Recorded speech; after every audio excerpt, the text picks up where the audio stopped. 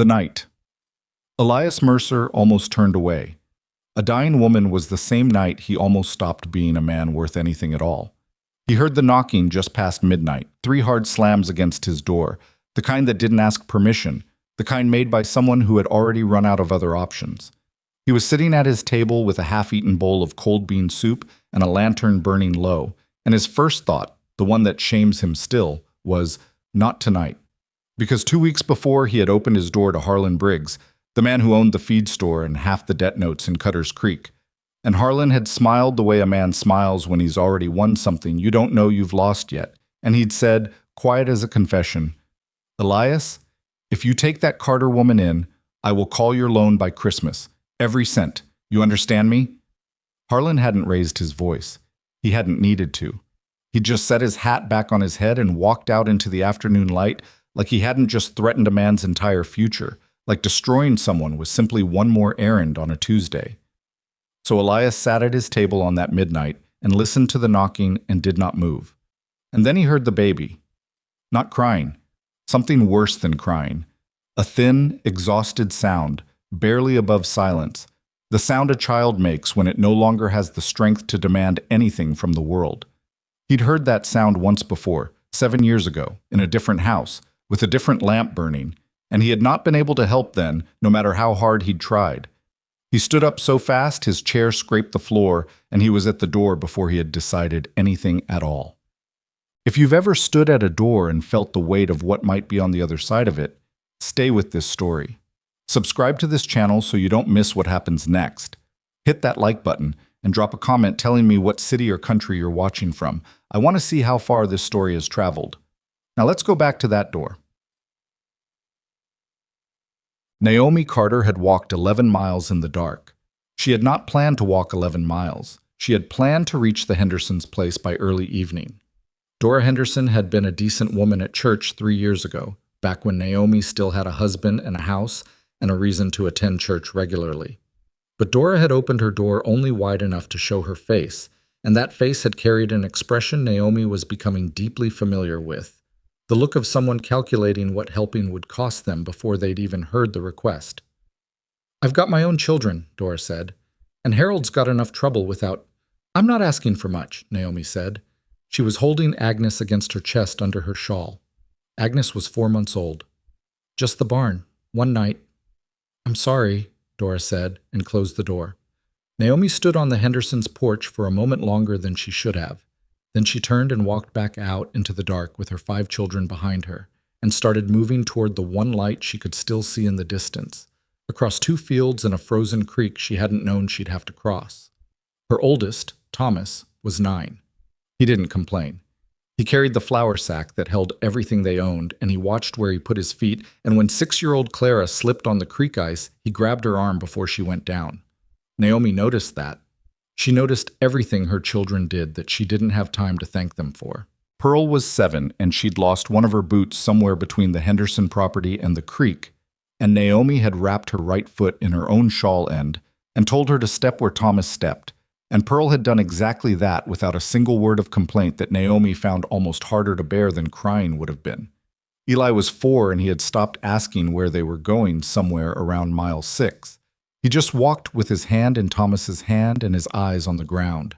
Clara cried a little, quietly, into her sleeve. Naomi didn't tell her to stop.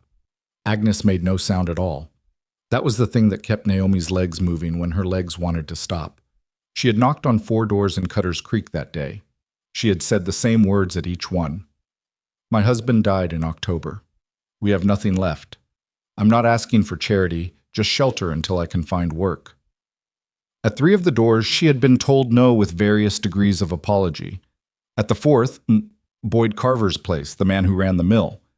She hadn't even finished her sentence before he'd said, flat and final, Harlan Briggs told us about you. We can't help you. Move along. She hadn't understood that then. She was beginning to understand it now. When she saw the light in Elias Mercer's window, she didn't think about whether he would help her. She had stopped thinking in those terms.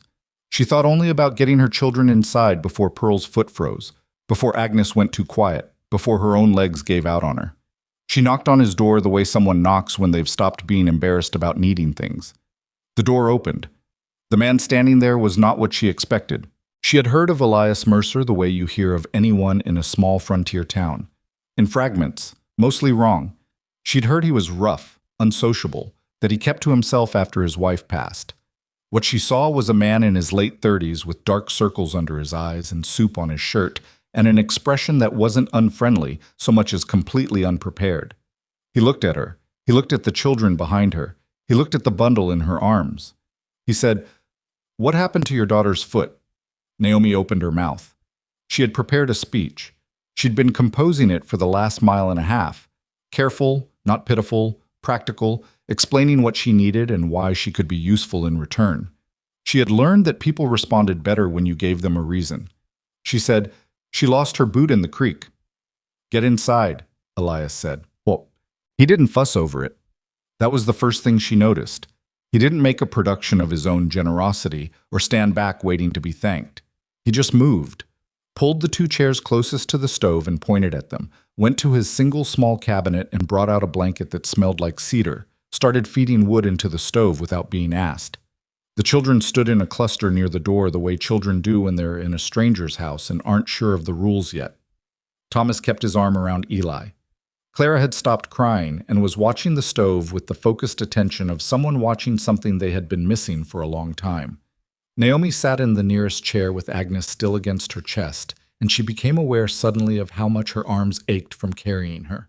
She had not put Agnes down in 4 hours. She didn't put her down now. She pressed her lips to the top of Agnes's head and felt the faint warmth still there, and let out a breath that had been locked somewhere in her chest since the Hendersons' door had closed. "She eating?" Elias asked without turning around. Naomi looked at him. "What?" He nodded toward Agnes. "The baby. She eating?" "Yes," Naomi said. Then, "Enough." He didn't press that. He went to the stove and lifted the pot that had his soup in it and looked at it for a moment. Naomi could see it wasn't much, maybe enough for one person for the night, and then he set it on the heat without any particular change in his expression. "It's bean soup," he said. "Not much left, but I can stretch it with water and salt." "You don't have to." "I know I don't have to." He said it without irritation, just matter of fact, the way you state something obvious. "You want bread? I've got half a loaf. It's 2 days old." "Yes," Thomas said from near the door, and then looked at his mother, uncertain if he'd spoken out of turn. Naomi looked at her son, 9 years old, carrying their whole life in a flour sack, hungry for 2 days, and she said, "Yes, please, thank you." Elias cut the bread into 5 uneven pieces and brought it to the children first. Pearl unwrapped the shawl from her foot while she ate, and Elias crouched down and looked at the foot without being asked, touched the toes lightly, watched her face for reaction.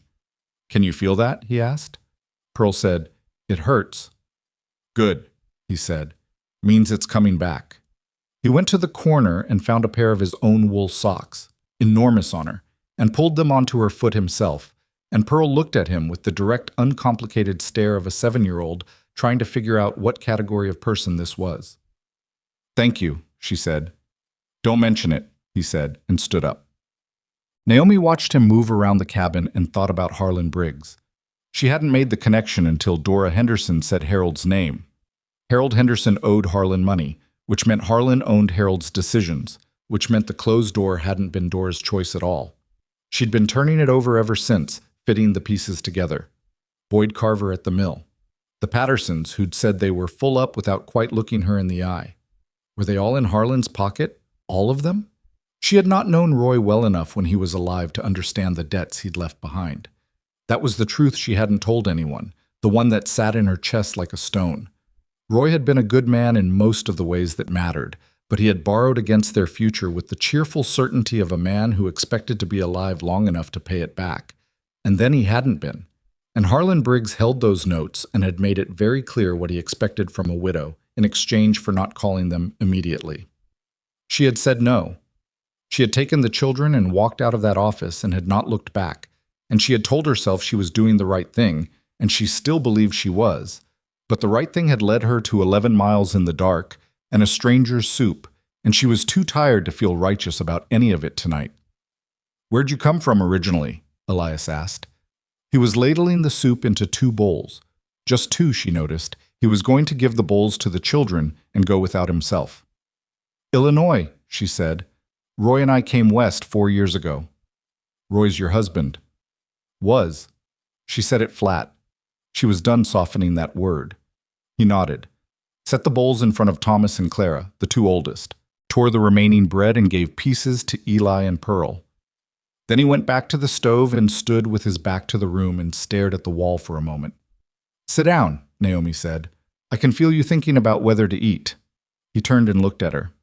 "There's enough for you too if you stop being polite about it," she said.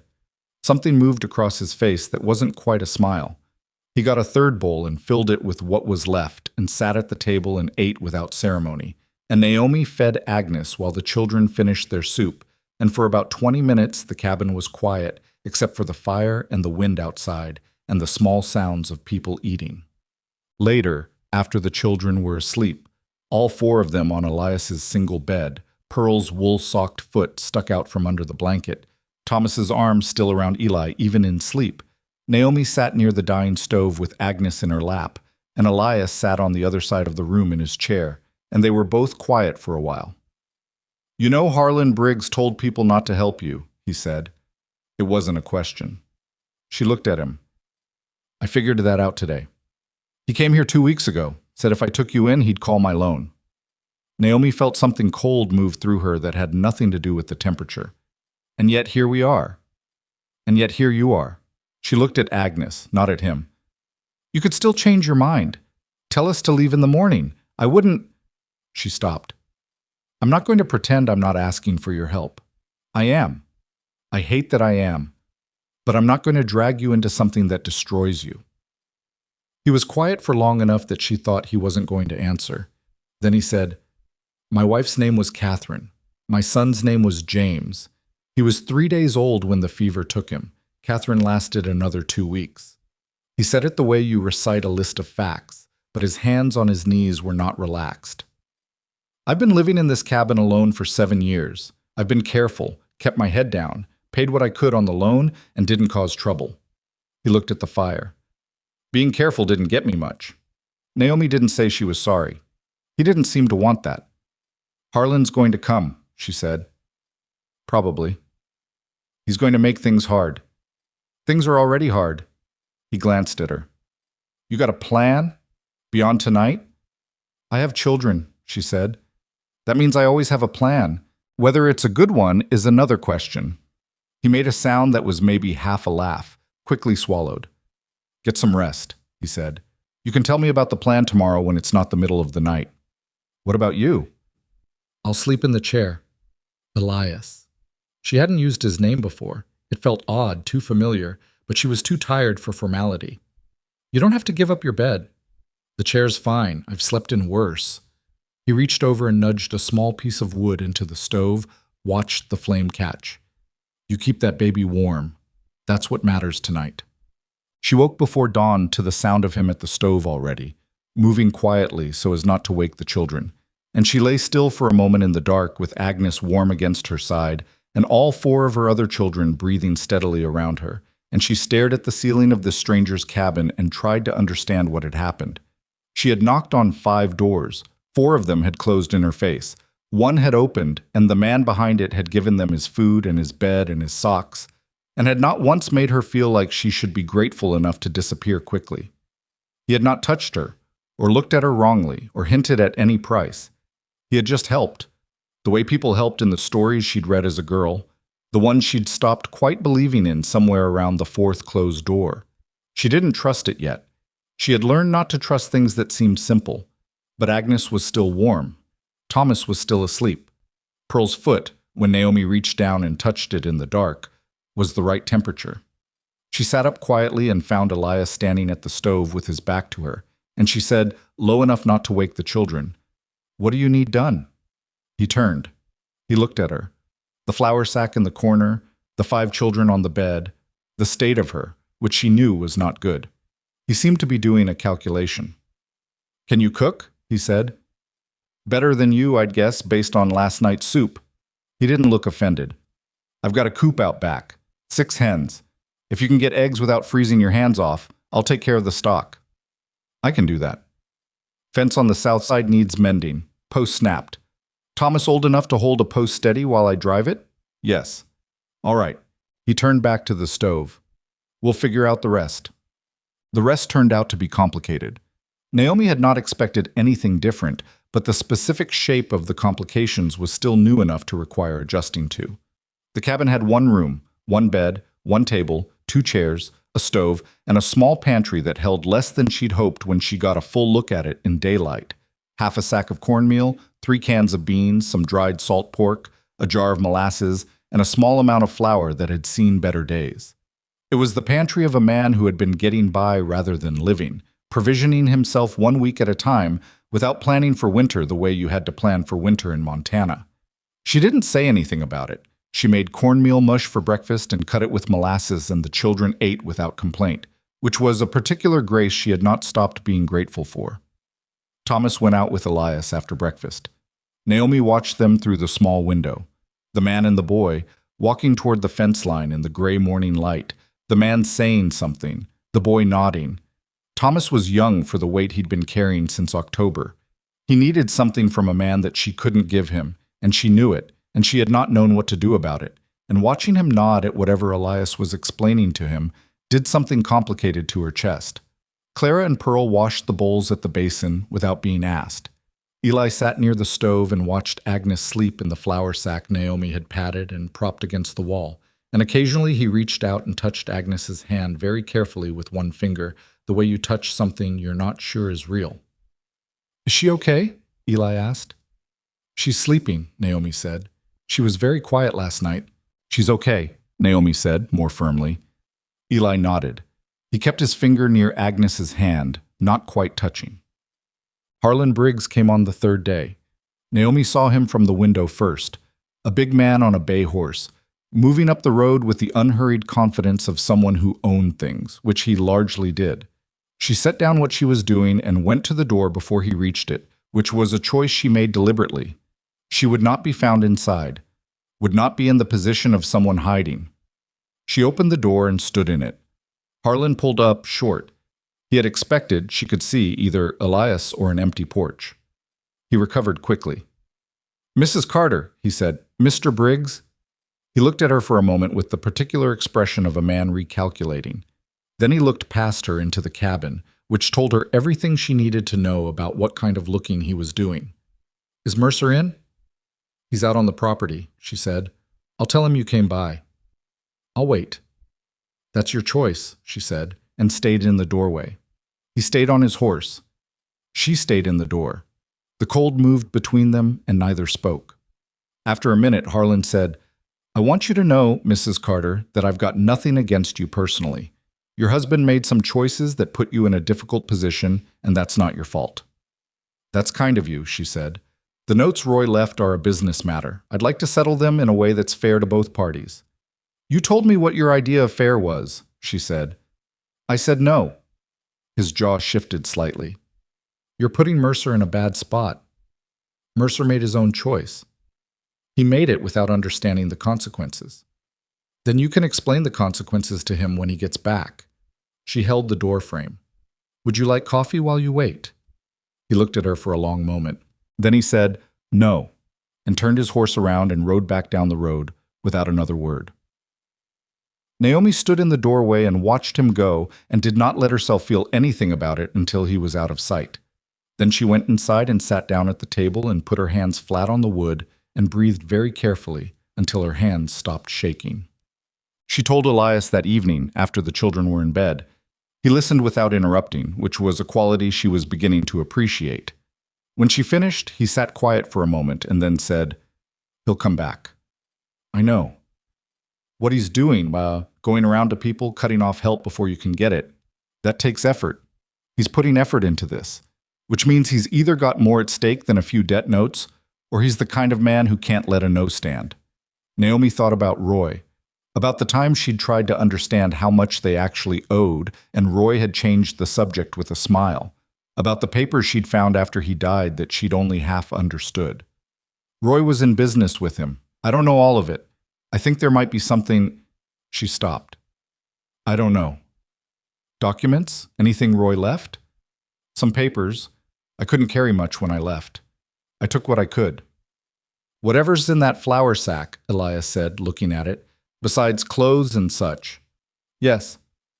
Might be worth going through it. I know, she said. I've been putting it off. She looked at the bag. It's the last thing I have from the house. Once I go through it properly, I have to accept that the house is gone. He didn't tell her she was being foolish. He didn't tell her she needed to be practical. He just said, "Whenever you're ready," and looked back at the fire. She went through the bag that night after he was asleep in the chair by the light of the lantern turned very low. She laid everything out carefully on the table. 2 changes of clothes for each child, Agnes's second blanket, Roy's pocket watch that she couldn't sell but couldn't leave behind, 3 letters from her sister in Illinois that she hadn't answered, and at the bottom, folded many times into a small square, a document she'd grabbed on her way out the door without knowing what it was, only that Roy had kept it separate from his other papers, in the back of the desk drawer under everything else. She unfolded it at the table in the thin lamplight and read it twice. Then she sat for a long time with her hands in her lap, looking at nothing in particular. She understood now why Harlan Briggs was putting so much effort into making sure she disappeared quietly. Outside, the wind moved against the cabin walls, and the fire ticked in the stove, and Elias breathed steadily from the chair, and Naomi sat with this piece of paper and understood that she was not simply a widow with debts. She was a problem Harlan Briggs needed to solve before she figured out what she was holding. She had just figured it out. She folded the paper very carefully and put it in the inside pocket of her coat, which she kept close to her even when she slept. Then she sat there until the lamp burned low, thinking about what came next, because someone had to. She did not sleep that night. She sat with the paper folded inside her coat and listened to the windwork at the corners of the cabin, and to Elias breathing from the chair, and to Agnes making the small periodic sounds that meant she was still there, still warm, still present in the world. And she turned the problem over in her mind the way you turn something heavy when you're trying to find a place to set it down. What she held was a land deed. Not Roy's land. Their farm had been mortgaged to the margin, and she'd understood that much. This was a different parcel entirely. 240 acres on the North Fork of the Cutter River, surveyed and recorded, with Roy Carter's name listed as co-owner alongside a man whose name she didn't recognize, Clement Walsh. She didn't know a Clement Walsh. Roy had never mentioned him, but the deed was dated 14 months ago, filed with the county land office, and there was a notation at the bottom in Roy's handwriting, cramped and hurried, the writing he used when he was working something out, that said simply, "HB doesn't know." HB. She hadn't needed long to understand what that meant. Roy had gone into some kind of arrangement with this Walsh man behind Harlan Briggs's back, or against him, or in spite of him. She didn't know the whole shape of it yet, only that the land existed, that Roy had hidden this document deliberately, and that Harlan Briggs was expending considerable energy making sure she disappeared from Cutter's Creek before she could talk to anyone or open any drawers or find anything that might complicate his version of events. She was not a woman who panicked easily. Roy had loved her partly for that. "You've got a head on you, Naomi. Lord knows you didn't get it from your mother." And she tried to use it now, sitting in the dark of a stranger's cabin with her children breathing around her, sorting through what she knew from what she was guessing. What she knew, the deed was real, it was filed, and it had her late husband's name on it. What she was guessing, Roy had been trying to protect something, or expose something, or both, and it had possibly gotten him killed, and she had no way to know that for certain because Roy had died in November of a fever that came on fast. But fevers in otherwise healthy 34-year-old men sometimes needed help coming on fast, and she had not let herself think that until now, alone in the dark, because some thoughts you keep at a distance until you're ready to hold them. She was not sure she was ready now either, but the thought was there. She put her hand over the paper inside her coat and made herself breathe slowly, and decided that she would say nothing to Elias until she understood more. Not because she didn't trust him, she was beginning to, cautiously, in the limited way she was allowing herself to trust anything, but because what you didn't say out loud couldn't be used against you, and she had children to protect, and that came before every other consideration. In the morning, she made breakfast and acted normal, which was not as hard as it might have been because normal, for Naomi Carter, had always required a great deal of acting. The ranch was called the Double M. Elias had named it that when he and Catherine had first staked the claim, their initials, both their last names starting with M, a small private joke between two people who still found each other funny in those early years. He had not changed the name after she died, partly from stubbornness, and partly because changing it would have required deciding what to call it instead, and he had not been in any condition to make that kind of decision for a long time.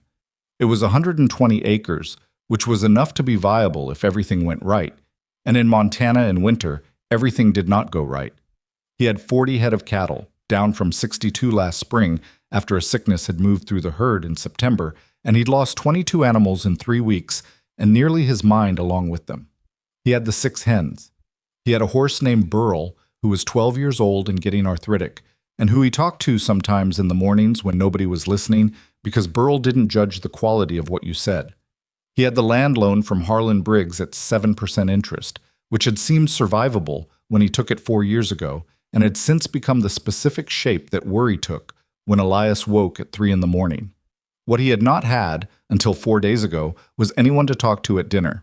He sat across the table from Naomi on the 5th morning and watched her divide the cornmeal with the same efficiency she brought to everything. No wasted motion, no ceremony, just the work done and the result divided fairly. And he thought about Harlan's visit, which she'd told him about, and he thought about the loan document folded in his own desk drawer, and he thought about the fact that he had exactly 9 weeks of food in that pantry if he was careful, and he now had 6 more mouths, and the arithmetic of it should have been terrifying but somehow was not, which he found confusing. "Thomas," he said. The boy looked up from his bowl. "How are you with a hammer?" Thomas considered this seriously. "Better than Eli. Worse than my father was." "That's an honest answer. I need the barn roof patched before the next snow. You willing to learn?"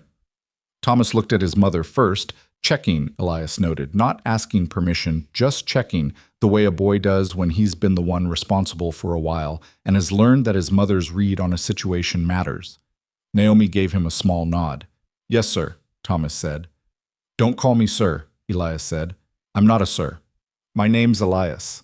Thomas nodded. "Elias," Pearl said from her end of the table. "Can I learn too?" "Pearl," Naomi said, "I'm not being impolite. I want to know." Elias looked at Pearl, 7 years old, wool socks still, an expression of direct inquiry that reminded him uncomfortably of someone trying to appraise livestock and doing it well. "You afraid of heights?" Pearl thought about it. "I don't know yet.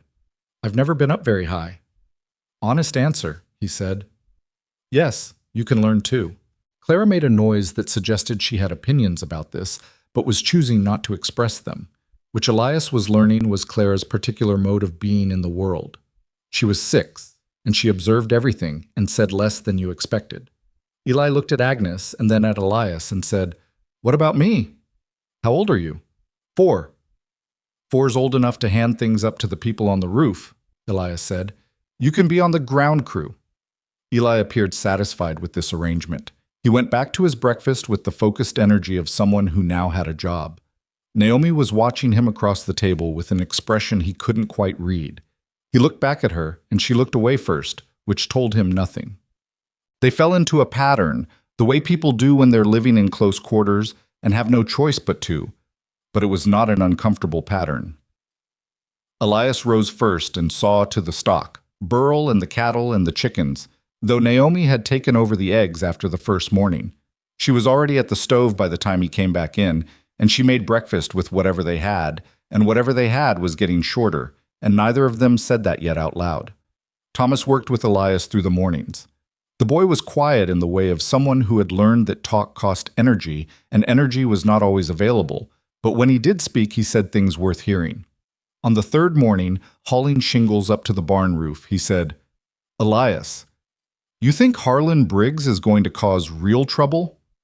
"Yes," Elias said. Thomas processed this. "What kind of real trouble?" "Financial kind, mainly. He holds the note on this property. He can call it if he decides to." "Can he do that for no reason?" "Loan agreements give a lender some latitude, and Harlan Briggs writes his own agreements." Thomas was quiet for a while, nailing shingles with a steadiness that was better than Elias had expected. Then he said, "My father owed him money." "I figured." "Papa didn't tell us how much. Mama knows, but she doesn't tell us all of it." He hammered in another nail. "I'm not a child." "No, Elias said. You're not. But she thinks she has to handle it herself. He wasn't saying it with resentment, just with the particular tiredness of someone who has been watching one person carry too much for too long. She always thinks she has to handle it herself. Elias looked at this boy's profile, serious and young and older than 9 had any right to be, and said, She's protecting you. That's what she thinks she's doing. I know, Thomas said, but protecting us by herself is going to run her into the ground. Elias didn't answer that. It wasn't his place to answer it, but he looked out over the ranch in the gray winter morning and thought that the boy was not wrong. What? The food situation became undeniable by the end of the second week. Naomi saw it first because she was the one cooking. She always saw it first, had been seeing the bottom of things approaching since October, had become expert at the specific mathematics of dividing less into enough. The cornmeal was 3/4 gone. The beans were down to 1 can. The salt pork had stretched further than she'd thought it would, and then run out on a Tuesday, and she'd made a soup from the bone and some dried herbs she found in Elias's cabinet, and not mentioned that it was mostly water with ambition. She told him that evening. He didn't look surprised, which told her he'd already known. I was going to ride into town Friday, he said. Put what I can on credit at the general store. Do you have credit there? A beat. I did. She understood. Harlan? Probably. I don't know yet. He rubbed the back of his neck. Mabry, who runs the store, is his own man mostly, but mostly isn't the same as completely. What about the cattle? I can't sell cattle in January for a decent price, and I'm already down to 40. I sell more now. I might not have enough breeding stock in spring. What do we have, she said. Actually have that we could trade or sell. He looked at the room. She watched him look at it the way you look at a room when you're totaling it up. The hens. I don't want to lose the hens. We need the eggs. Burl's too old to get a good price. I've got tools that are worth something, but I need them to work the ranch.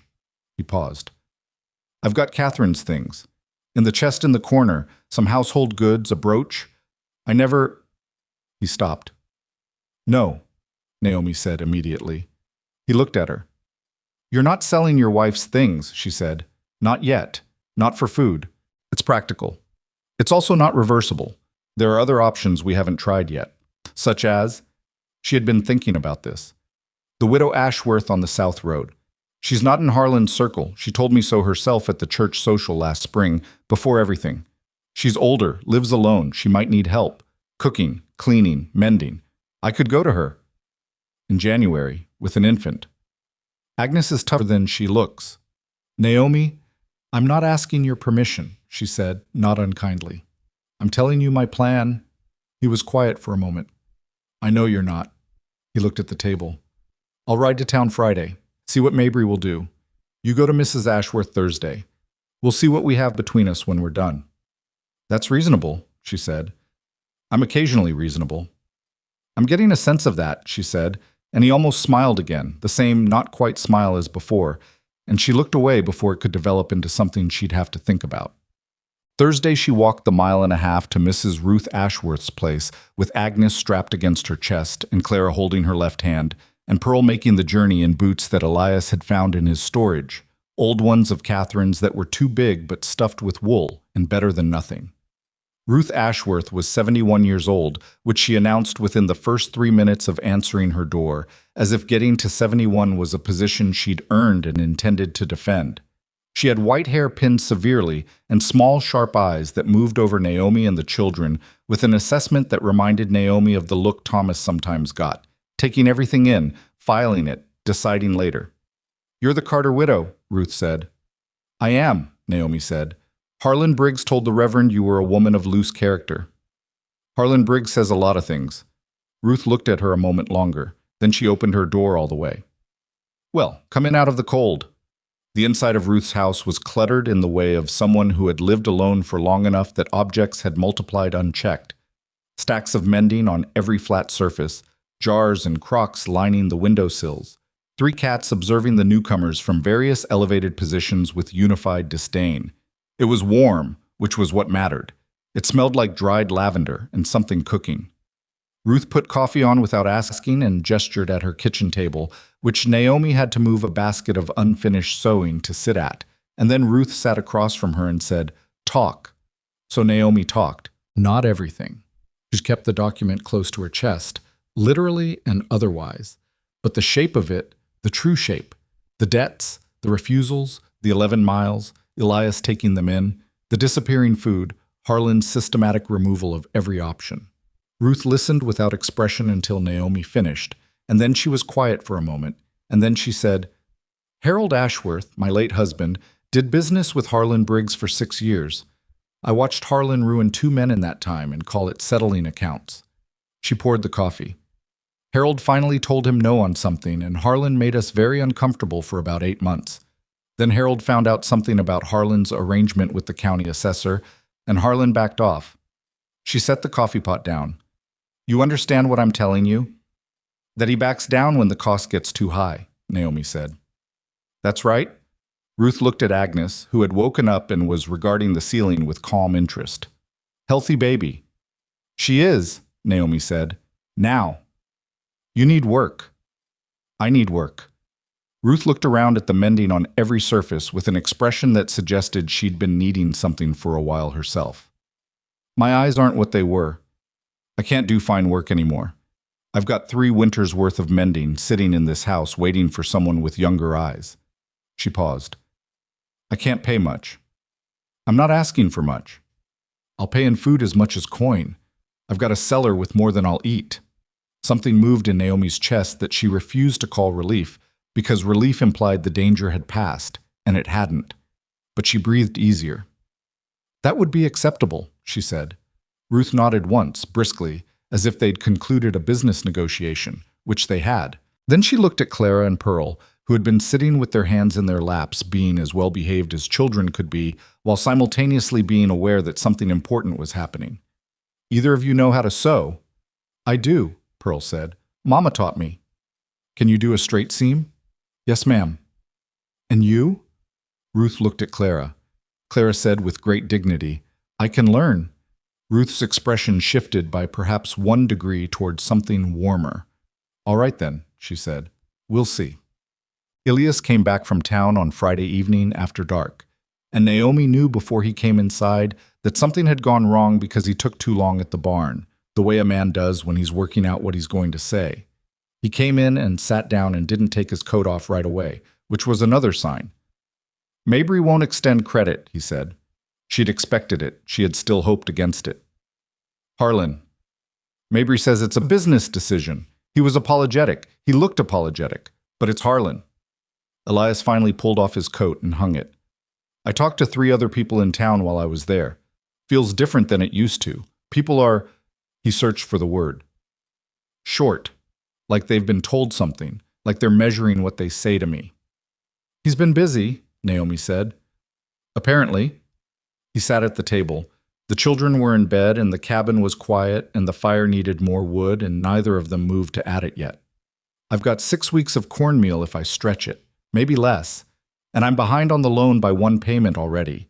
If I miss February, don't, she said. Don't go down that road tonight. I have something.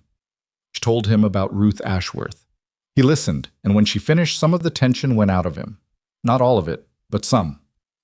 Ruth Ashworth's a tough old woman, he said. If she's on our side, that's something. She's not on our side, Naomi said carefully. She's doing business. It's better that way. Easier for her. He looked at her. You think about that kind of thing a lot. What kind of thing? What's easier for people? What they can tell themselves. She didn't answer immediately. When you need something from someone, she said finally, you have to give them a way to help you that doesn't cost them their self-respect. That's all I'm doing. He was quiet, turning his coffee cup in his hands. My father wasn't like that.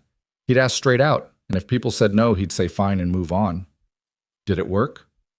Sometimes. He paused. Sometimes not. I can't afford sometimes not, she said. The fire ticked. Outside something moved across the snow. Animal, probably, from the weight of the sound, and they both listened for a moment until it faded. There's something else, Elias said. He said it to the table, not to her. I heard in town that Harlan's been telling people Roy's debt was larger than what's on the formal note, that Roy borrowed additional sums informally, cash loans he's claiming weren't documented. Naomi went very still. He's building a number, Elias said. A number big enough that if anyone asks why he's doing what he's doing to your family, he's got an answer. He's owed it. He's collecting. He's lying, Naomi said. I know that. Roy wasn't perfect with money, but he wasn't the kind of man who... She stopped. She had been about to defend Roy in the imprecise, emotional way she defended Roy when she was tired, and she caught herself. Roy kept records. He was meticulous about what he actually borrowed. There would be something in writing. Could you prove it? She thought about the document in her coat. Not the deed.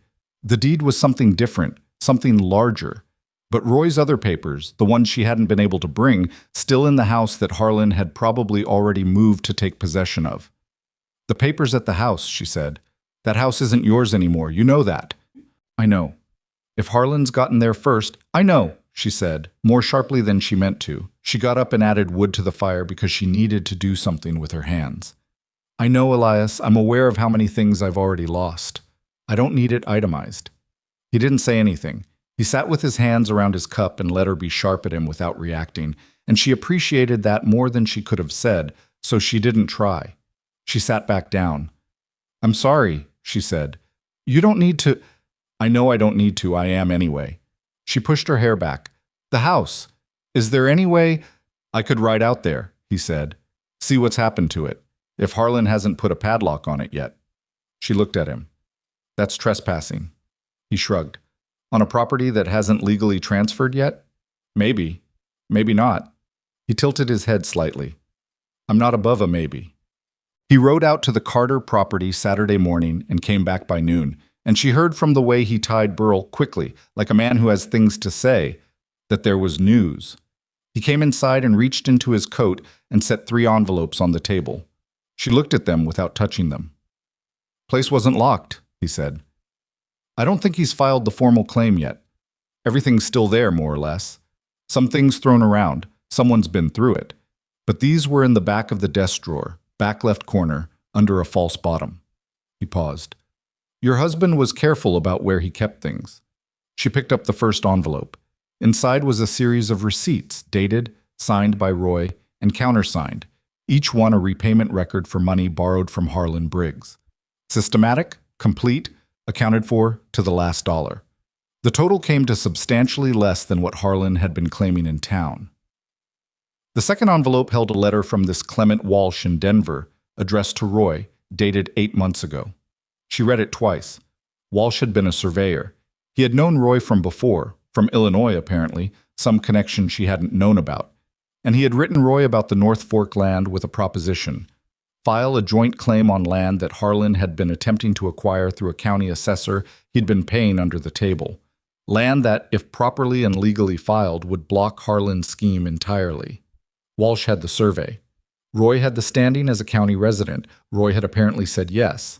The third envelope she opened last, and her hands had started to shake before she finished the first paragraph because it was a letter from Roy to her, undated, and it began, Naomi, if you're reading this, then I didn't handle things the way I hoped to, and I need you to know something. Elias had moved to the window. He was looking outside deliberately, giving her the room.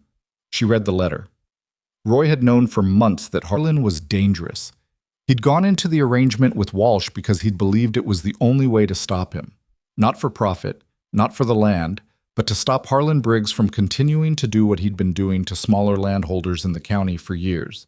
He'd hidden it from her because he'd thought he was protecting her, which was the same thing Thomas had said about Naomi, and which made her love Roy and want to shake him in equal and simultaneous measure, which was very Roy. At the end of the letter, in handwriting that had the hurried quality of someone running out of time, the deed and Walsh's letter together are what matters. Get them to a lawyer, not Harlan's lawyer, someone from outside Cutter's Creek. I think Mitchell Farrar in Billings is honest. I don't know him well, but Clement says so. Don't do this alone, Naomi. Find someone to help you. You will find someone. You always do. She folded the letter and held it in both hands for a moment. Then she said, Elias. He turned. I need to tell you something, she said. I should have told you before, and I didn't, and I'm telling you now. She told him about the deed, about Walsh, about what Roy had been doing and why, about the letter. He listened, and when she finished, the cabin was very quiet. Harlan knows, he said finally. He must, or suspects. That's why he's pushing so hard. He's not just trying to collect a debt, he's trying to bury this before someone gets it to a lawyer. Yes. And you've been sitting on this. He said it without anger, but he didn't look away from her either. I needed to understand it first. He nodded slowly. I'm not... He stopped. Started again. I need you to tell me things. I can't help if I don't know what we're dealing with. I know, she said. I know that now. He looked at the envelopes on the table. Billings is 3 days in this weather. I know. I can't leave the ranch for 3 days, not with the cattle. I'm not asking you to. Then what? Ruth Ashworth said her late husband dealt with a lawyer from Billings, Naomi said. She might know who. She might have a contact, someone who could come here or receive a letter. A letter could be intercepted. A writer could be stopped, she said. Everything has a risk. He looked at her for a long moment. She held his gaze. All right, he said. Tomorrow you go to Ruth. Take the papers. The receipts, at least. Show her enough to make her understand. Don't show her the deed yet. Don't show anyone the deed yet. Why not yet? Because right now we're two people holding a document. The minute other people know we have it, we're two people holding a document that everyone knows about. That changes things. He tapped the table with one finger. Keep the advantage small and quiet until you can use it. She looked at him. You've thought about this kind of thing before. I've thought about Harlan Briggs before, he said. Everybody in this valley has. Most of us just hoped he'd look elsewhere. He picked up his coat. I've got stock to see to. You eat something. You look like you haven't eaten since morning. I'm fine. Naomi. I'm fine, she said again, but she got up and cut herself a piece of bread, and he went out the door and she stood at the table with the 3 envelopes in front of her and Roy's letter in her hand. And she thought about her husband, who had been trying to do the right thing in secret, and had trusted her to find it, and had been right that she would. She ate the bread. She kept the letter. She started planning. The wolves came that night. She heard them first, not Elias, who had finally fallen into a real sleep in the chair, instead of the half-waking vigilance she'd noticed he usually kept. 3 long calls from the north tree line, then silence, then a sound from the cattle pen that raised every hair on her arms. She touched Elias's shoulder once, and he was awake before she lifted her hand. She said one word, wolves. He was on his feet and had his coat and the rifle from beside the door before she'd finished saying it, moving with the particular economy of someone who'd done this before and wasn't surprised. Stay inside, he said. She did not stay inside. She checked Agnes and the children, all asleep, Thomas stirring but not waking, and she pulled on her coat and took the lantern and followed him out, because there were 40 cattle on this property, and that was everything. That was the margin between viability and ruin, and she was not the kind of woman who stayed inside.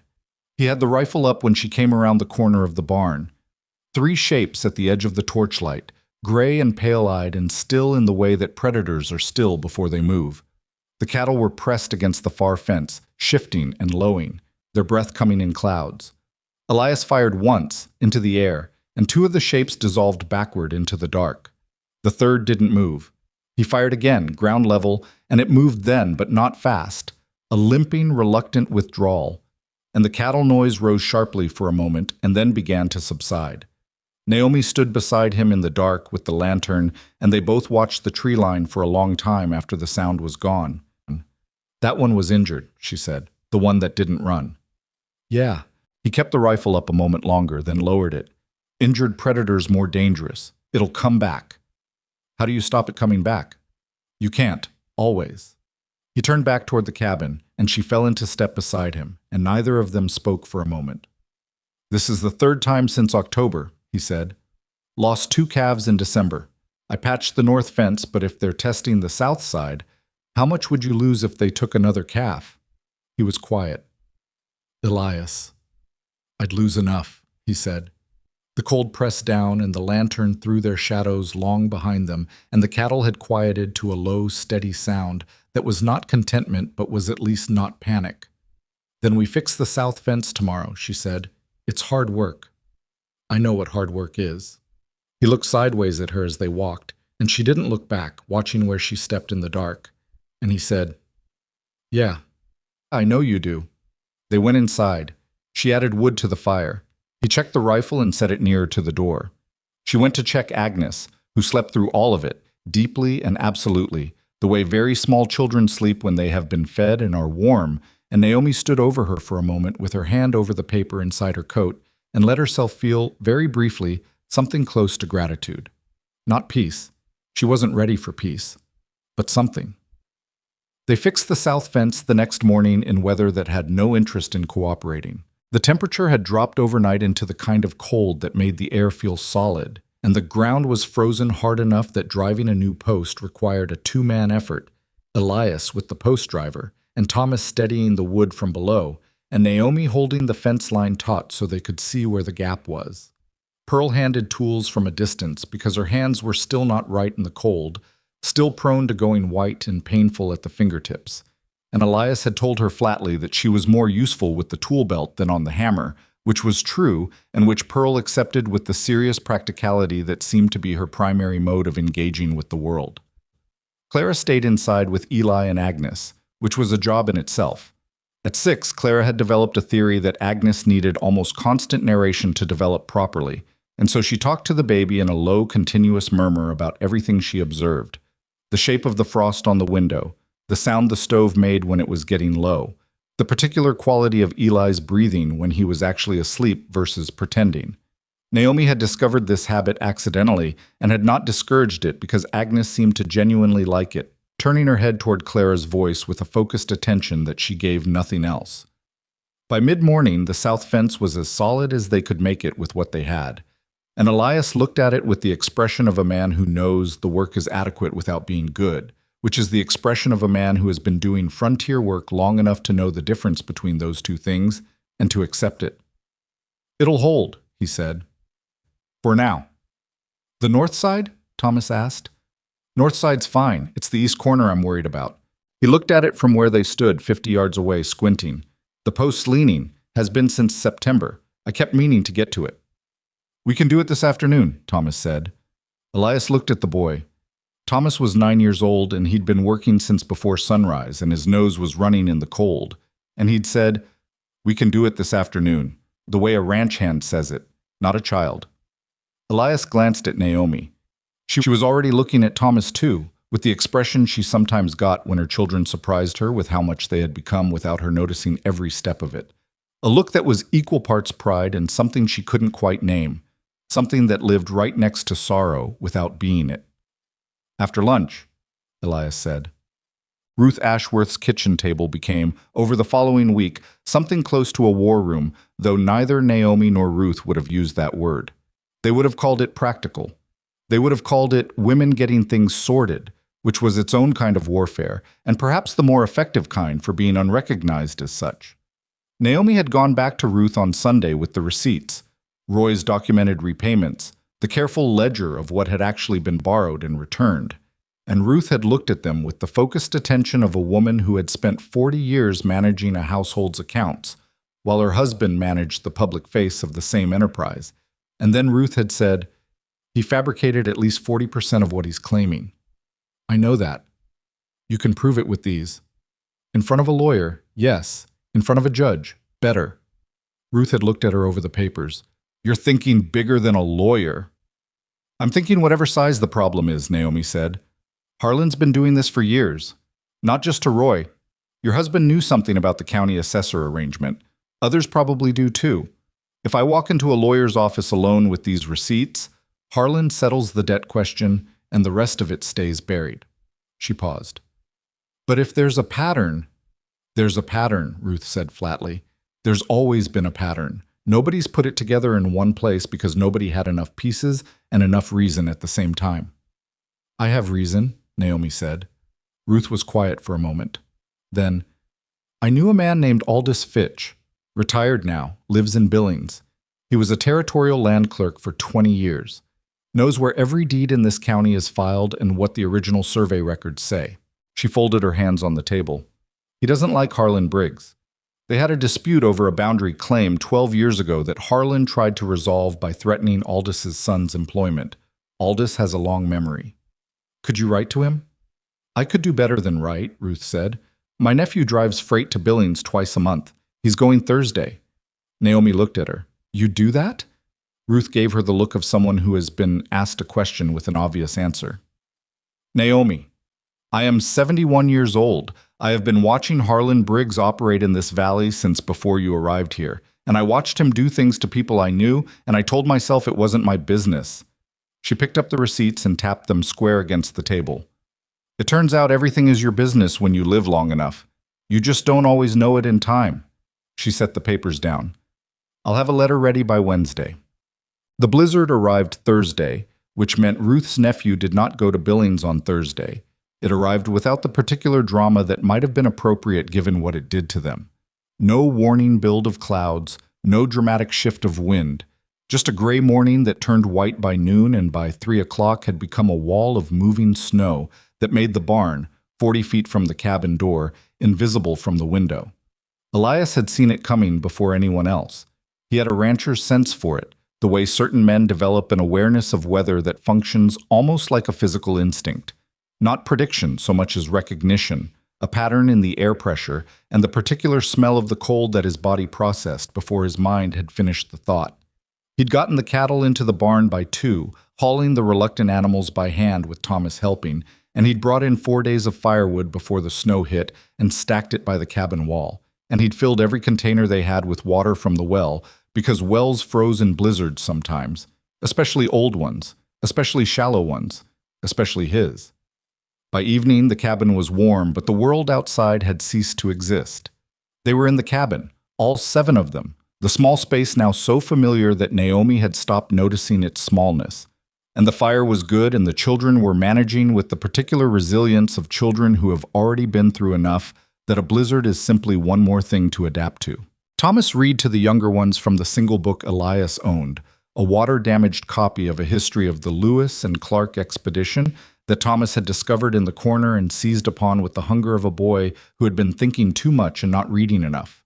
He read it with expression, doing different voices for the captains, and even Clara, who had opinions about most things, listened without comment. Elias and Naomi sat at this table after the children were in bed and looked at the food situation with the specificity that circumstances now required. 3 days of cornmeal, she said, 2 cans of beans, the heel of the bread Ruth sent. She'd been bringing food home from Ruth's payment for mending work, and it had stretched them, but not far enough. Some dried apple that Thomas found in the cabinet this morning. I didn't know about the dried apple, Elias said. No, he found it behind the cornmeal, about half a jar. He showed me and I almost cried, which alarmed him. Elias looked at the table. Cattle are in the barn. They've got feed for maybe 4 days if I'm careful with it. Are there other cattle that could be moved, nearby ranches? Not in this. He tilted his head toward the wall of sound outside, the wind working against the cabin with a steady, committed pressure. Nobody's moving anything in this. When it clears? Day after, maybe. If it clears fast. He looked at the window, which was white. Montana blizzards in January don't have a reputation for clearing fast. She put her hands flat on the table. It was something he'd noticed she did when she was thinking. A physical anchoring, like she was keeping herself from floating off into the problem. Elias, I need to ask you something directly. All right, if Harlan calls the loan, this month, next month, whenever he decides to, what happens? He was quiet for a moment. I lose the ranch. And go where? I don't know. Hadn't planned that far. He looked at his hands. I'd been thinking about it in terms of preventing it, not in terms of the after. I want you to think about the after, she said, not because I'm giving up, because I need to know what we're actually protecting here. He looked up at her. What do you mean? If this is just land and cattle, if what matters is the property, then there are calculations we can make. What to sell, what to hold, what's worth fighting for. She met his eyes. But if it's something else, if it's... She stopped. She was approaching something and she wasn't sure how to approach it without naming it, and naming it felt premature and dangerous. I'm saying we should know what we're working toward, not just what we're working against. The fire shifted. Outside, the snow pressed against the walls. In the bed, one of the children turned over.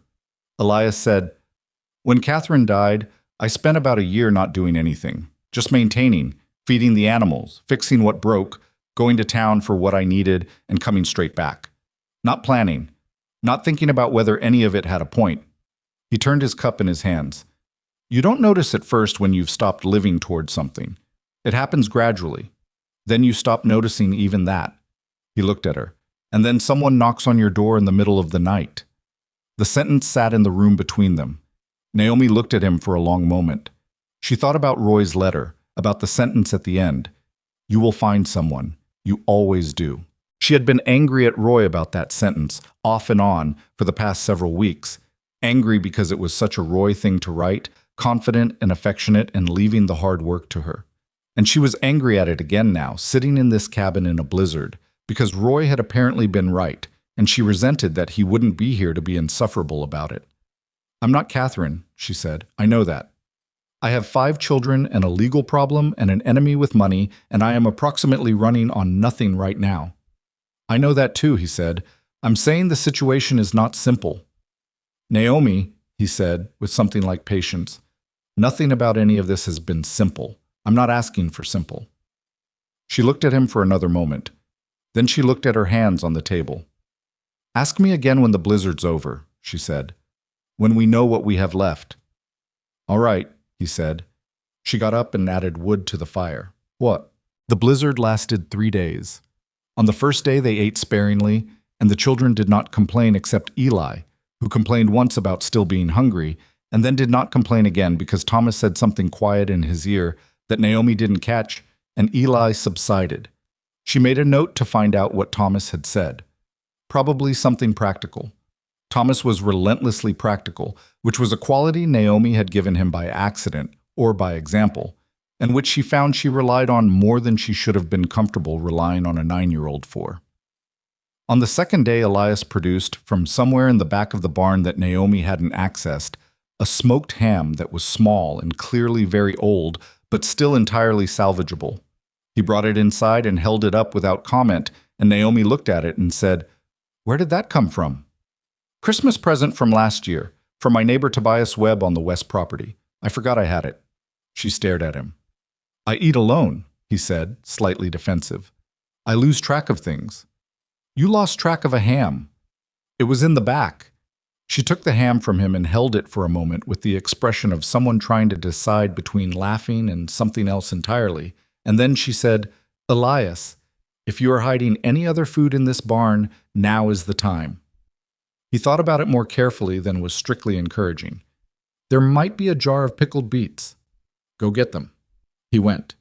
The ham and the pickled beets extended them through the second day and into the third, and Naomi rationed it with the precision of long practice, and nobody went to sleep truly hungry, which was not nothing. On the second night, with the wind so loud that talking felt futile, Pearl crawled into the chair beside Elias where he was reading and sat against his arm, and he adjusted the book so she could see the pictures, the hand-drawn maps of the expedition, the sketch of the river systems, and explained them to her in a low voice while Naomi nursed Agnes and listened without looking and thought about a lot of things she wasn't ready to say out loud. On the morning of the third day, the wind stopped. It didn't taper off gradually. It stopped, the way Montana wind sometimes does, as if it had completed whatever it came to do and left without ceremony, and the silence it left behind was so complete that it woke Naomi before dawn, the absence of sound arriving like something physical. She lay still for a moment, listening to the quiet. Then she got up. The storm had taken one of the cattle. They found it when Elias went to the barn at first light, a 3-year-old heifer, down in the corner, and there was nothing to be done about it. Elias stood looking at her for a moment with his hands at his sides and his face doing the thing it did when he was absorbing something he couldn't afford to show the full weight of. Thomas behind him said nothing, just stood there. After a moment, Elias said, We'll butcher her today. Nothing goes to waste. Thomas nodded. They worked through the morning, and Naomi helped because there was no point in pretending the work was too hard when she had done harder, and the result was meat. More meat than they'd had in weeks, which was a particular cruelty of the situation that Naomi decided not to dwell on. She smoked what she could over the stove and packed the rest in the snow behind the cabin, which was still deep enough to serve as a cold store. And she thought about the spring in a way she hadn't let herself think about it before, because spring meant the snow melted, which meant the cold store ran out, which meant something had to change before then. That afternoon, she walked to Ruth's. The road was buried in places, but the distance was short enough that she knew the landmarks. The bent tree at the quarter mile, the fence post with the rusted wire, the particular dip in the terrain before Ruth's gate. And she moved through the snow with Agnes strapped to her chest under her coat for warmth, just the two of them, because she needed to think and she thought better moving. Ruth answered the door and looked at Naomi's face and said, "Coffee's on. Sit." She sat. Ruth poured. Neither of them spoke for a moment. "My nephew rescheduled for Monday," Ruth said. "Weather permitting." "Monday is good," Naomi said.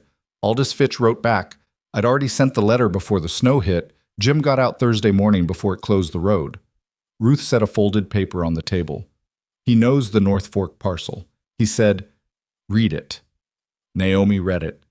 Aldous Fitch wrote in the compact, precise manner of a man who had spent his career dealing with legal description and surveying notation and had no patience for rhetorical embellishment.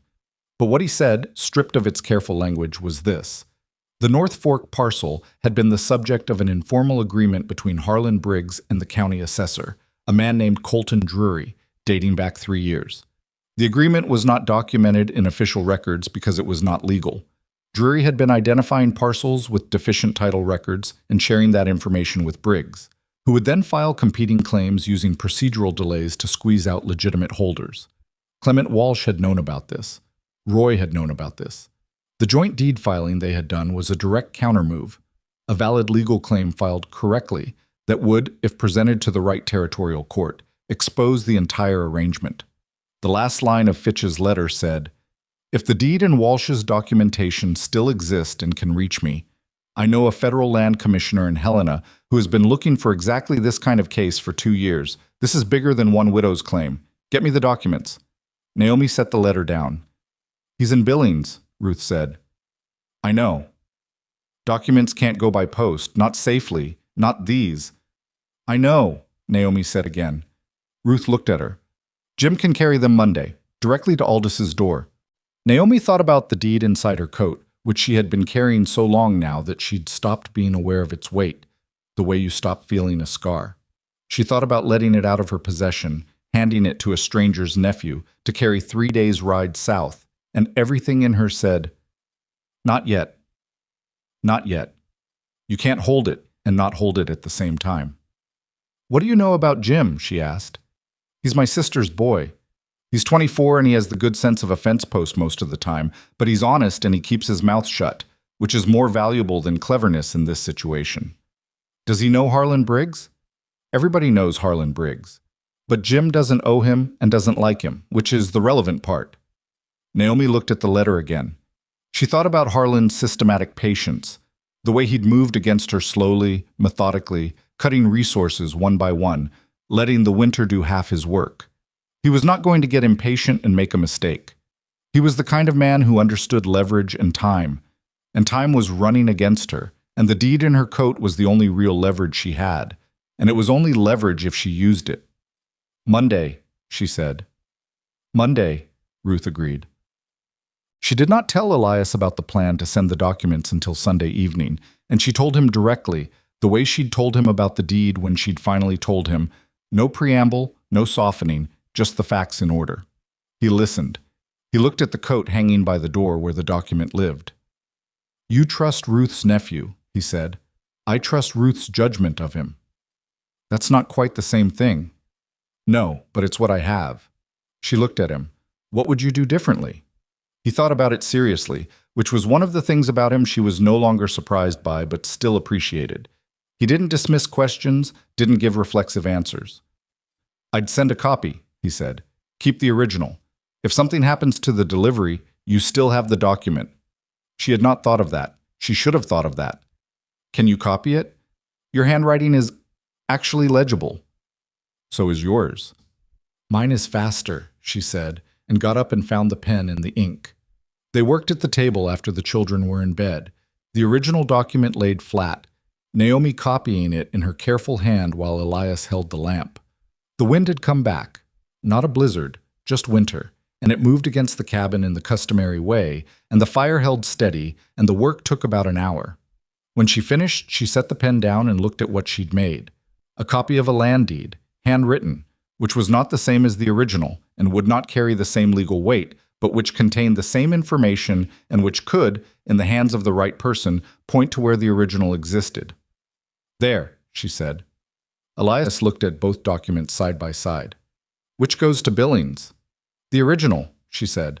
"Fitch needs the original for the federal commissioner." He looked at her. "You're sure?" She wasn't sure. She was never entirely sure about anything anymore, which was one of the permanent legacies of October. But sure enough, and moving forward, were sometimes the same thing. "Yes," she said. He folded the copy and put it in the desk drawer.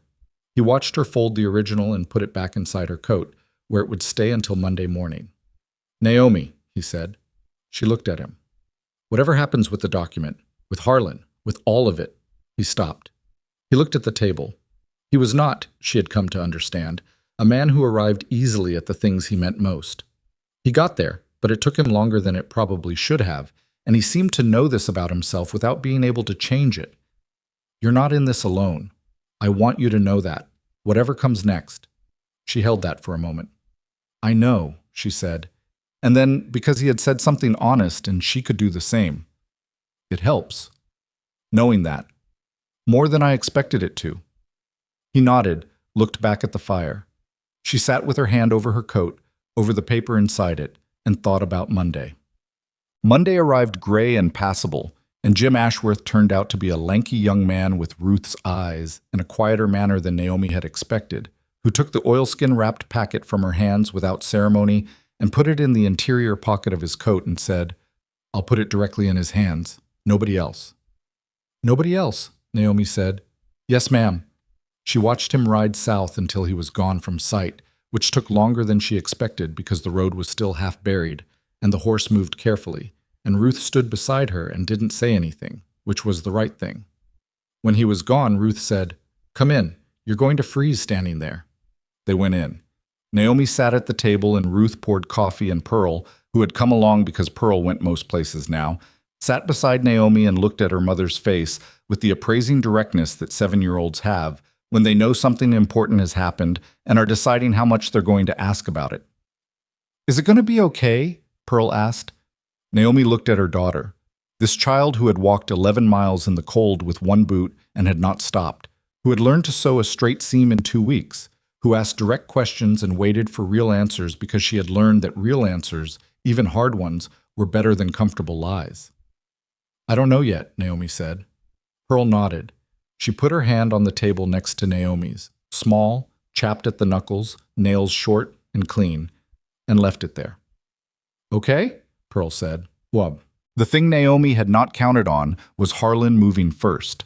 She had understood that he would eventually, had always understood it, but she had thought she had more time, or perhaps she had allowed herself to think it, because the alternative was too immediate to carry without going brittle.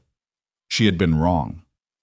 Harlan Briggs arrived at the Double M on Wednesday afternoon with a man she didn't recognize, younger, wide through the shoulders, with a particular quality of stillness that belongs to men who are paid to be present rather than useful.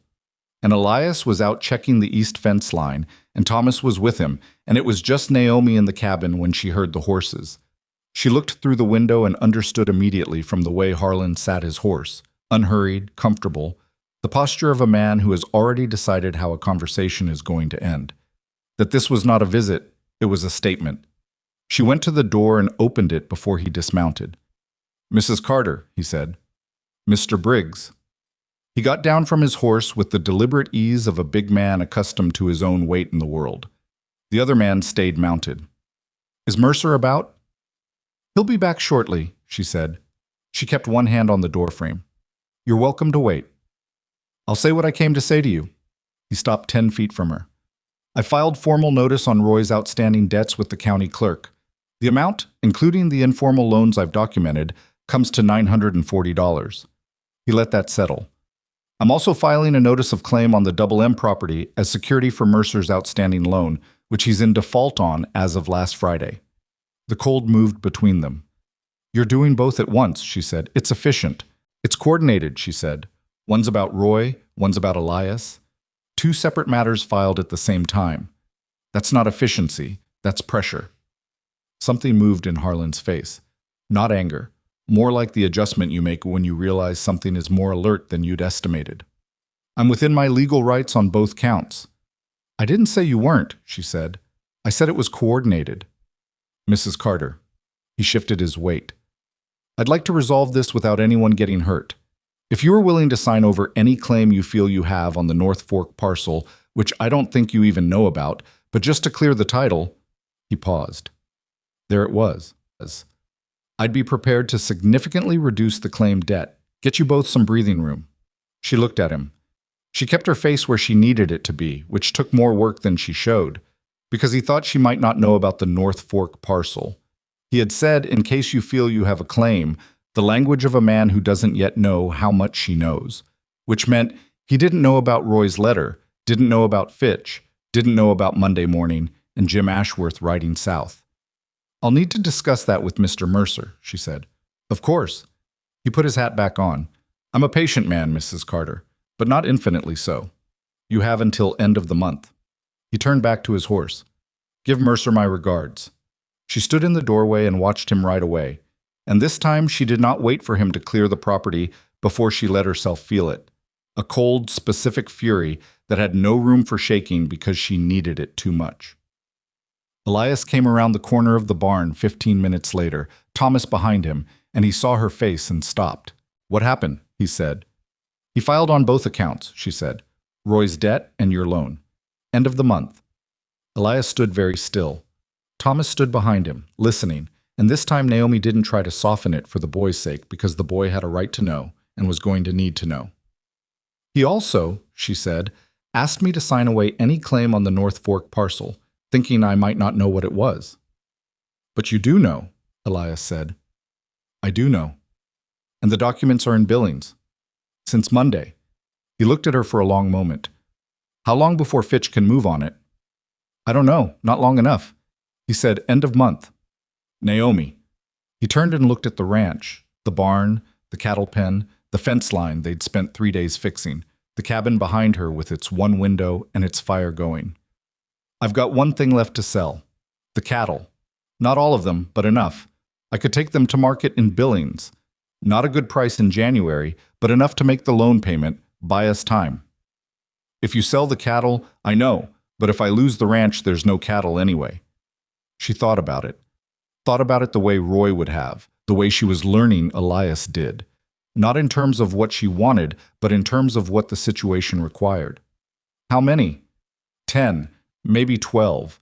I'd keep the breeding pairs, start over in spring. And my debt? Roy's claimed debt?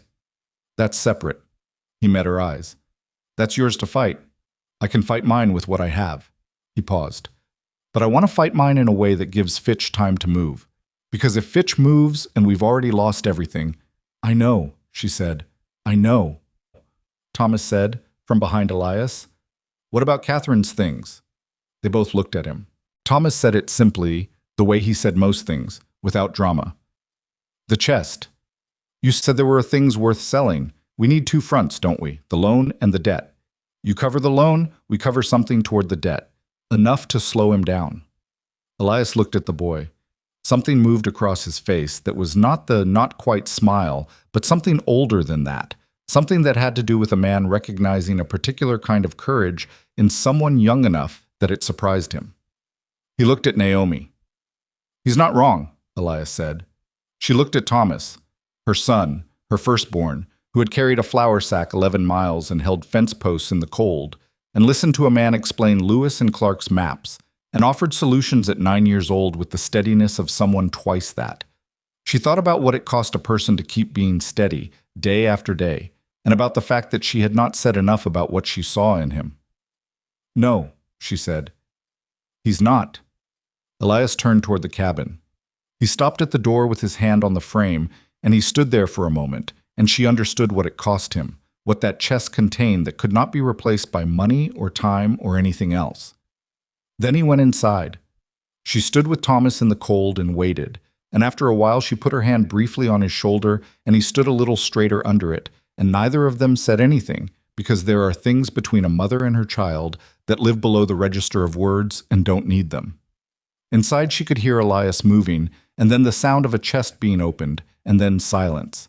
The chest contained 3 things worth selling and several things that were not. Elias brought it out to the table that evening after supper, after the children were in bed, and he set it down and opened it without ceremony, which Naomi understood was the only way he could do it, quickly, before the weight of the moment had time to settle fully onto him.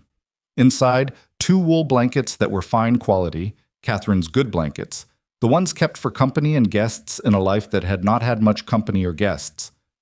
A silver-backed brush and mirror set, tarnished but intact. A brooch, jet and silver, small, the kind a woman wears to church or to town on a significant occasion. A pair of kid gloves that had never been worn much, still nearly white. A bundle of letters tied with kitchen string that Elias moved to the side of the table without looking at, and did not mention, and Naomi did not ask about. He looked at what was there. "The brush set and the brooch are worth something," he said. "The blankets too, if I find the right buyer." "How much total?" "Maybe $12. Maybe 15 if Mabry's having a good week." He paused. "Which he's probably not." $12. Against 940 in claimed debt, $12 was not a number that changed anything structurally. They both understood this. What it might do was demonstrate good faith, sir, or more precisely, give Harlan less ground to stand on when he told people in Cutter's Creek that the Carter widow was refusing to settle. It was not a solution. It was a gesture that might buy them 2 weeks, which might be the 2 weeks Fitch needed in Billings, which might be enough. Might. "I have something too," Naomi said. She went to the flour sack, still in the corner, still serving as the soft wall between what she'd carried out of her old life and whatever this was. And she reached to the bottom, beneath the children's clothing, beneath Roy's pocket watch, and brought out a small velvet pouch that she set on the table beside Catherine's things. Elias looked at it. "What's that?" "My mother's earrings," she said. "Pearl drops. She gave them to me before Roy and I came west." She opened the pouch and tipped them onto the table. Small, not extravagant, but real pearl, real silver, the kind of thing a woman in Illinois in 1850 saved for and passed to her daughter with meaning. "I've been carrying them for 4 years. I wore them at my wedding and I haven't worn them since." "Naomi, don't," she said. Not sharply, just definite. "I've already decided the earrings and the brooch together might be closer to $20. That's better than 12. He looked at the earrings on the table. He looked at her. "Your mother gave those to you." "My mother gave them to me so I'd have something of value if I needed it," she said. "I need it." She picked them up and put them back in the pouch and set the pouch beside the brooch. That's what she would say anyway. She was practical. "You're very much like her then," he said. She looked at him, surprised. He said it so simply, without any particular intention in it, the way you state a thing you've noticed and considered already true. She had been compared to her mother before, usually in the context of stubbornness or temper. Nobody had ever said it as a straightforward compliment about practicality and meant it gently, and the simplicity of it landed somewhere unexpected. "Don't make me feel things tonight," she said. "I don't have room for it." "All right," he said, and they went back to looking at what they had, which was not much, and making the plan for what to do with it, which was the only useful thing left to do set. Elias rode to town Thursday and returned by early afternoon, which was faster than Naomi had expected, and therefore told her something had not gone as planned before he'd even come through the door. He came in and sat down and did not take his coat off again, the same sign as before, the sign she'd learned to read, and said, "Mabry wouldn't buy." She sat down. "Said he doesn't deal in personal effects," which is partly true, he's never been a pawn man. But he also looked at the brooch, and then looked at the door, and I had the feeling he was thinking about someone who wasn't in the room. Elias set the pouch and the brush set on the table between them. "I tried Gert Simmons at the dry goods. She bought the blankets, $7, which is fair, but when I got to the brooch and the earrings, she said she'd have to think about it. Wanted until Saturday." "She's asking Harlan," Naomi said. "That's my read." $7. Against everything they needed, $7. Naomi sat with her hands flat on the table and breathed. "Who else is in that town?" she said. "Who doesn't owe Harlan money and isn't afraid of him?" Elias thought about it. He thought about it seriously and thoroughly, which was his way, and the fact that it took him a while was its own kind of answer. "Doc Waverly," he said finally. "He's independent. He's from back east, doesn't have land dealings here, doesn't need Harlan's goodwill. He'd have no reason to check with Harlan before buying a piece of jewelry. Does he have money? He's a doctor. He's not rich, but he's not struggling. Would he buy jewelry? His wife might. Elias looked at the brooch. It's a handsome piece. Catherine picked it out herself. The sentence cost him something. She heard it in the slight flatness that came after, the way a voice changes when it's carrying weight, it's trying not to show. Then go to Doc Waverly on Saturday, she said, before Gert Simmons has her answer. He nodded. She looked at the $7 on the table and then at the window and thought about Fitch and Billings, about Jim Ashworth and his long memory for routes, about the federal land commissioner and Helena, who had apparently been waiting 2 years for exactly this kind of case. And she told herself that what they were doing here, the fence patching, the cattle selling, the jewelry and the $7 and the trips to Ruth's kitchen, was not the real fight. The real fight was moving along a road 300 miles south, and all of this was just about staying alive long enough to see where it landed. She believed that. She needed to believe it. She held on to it the way you hold a rope in dark water, not because you're sure it reaches anything solid, but because the alternative is letting go. Elias sold 12 cattle on Friday. He drove them to a buyer named Pete Sorensen, who ran a feeding operation east of town and who was not in Harlan's circle, being the kind of blunt, self-interested man who disliked everybody equally and on principle, and was therefore immune to most social pressure. Sorensen paid in cash, which he produced from a locked box in his barn with the irritated efficiency of a man who had done this many times and found the necessity of money annoying.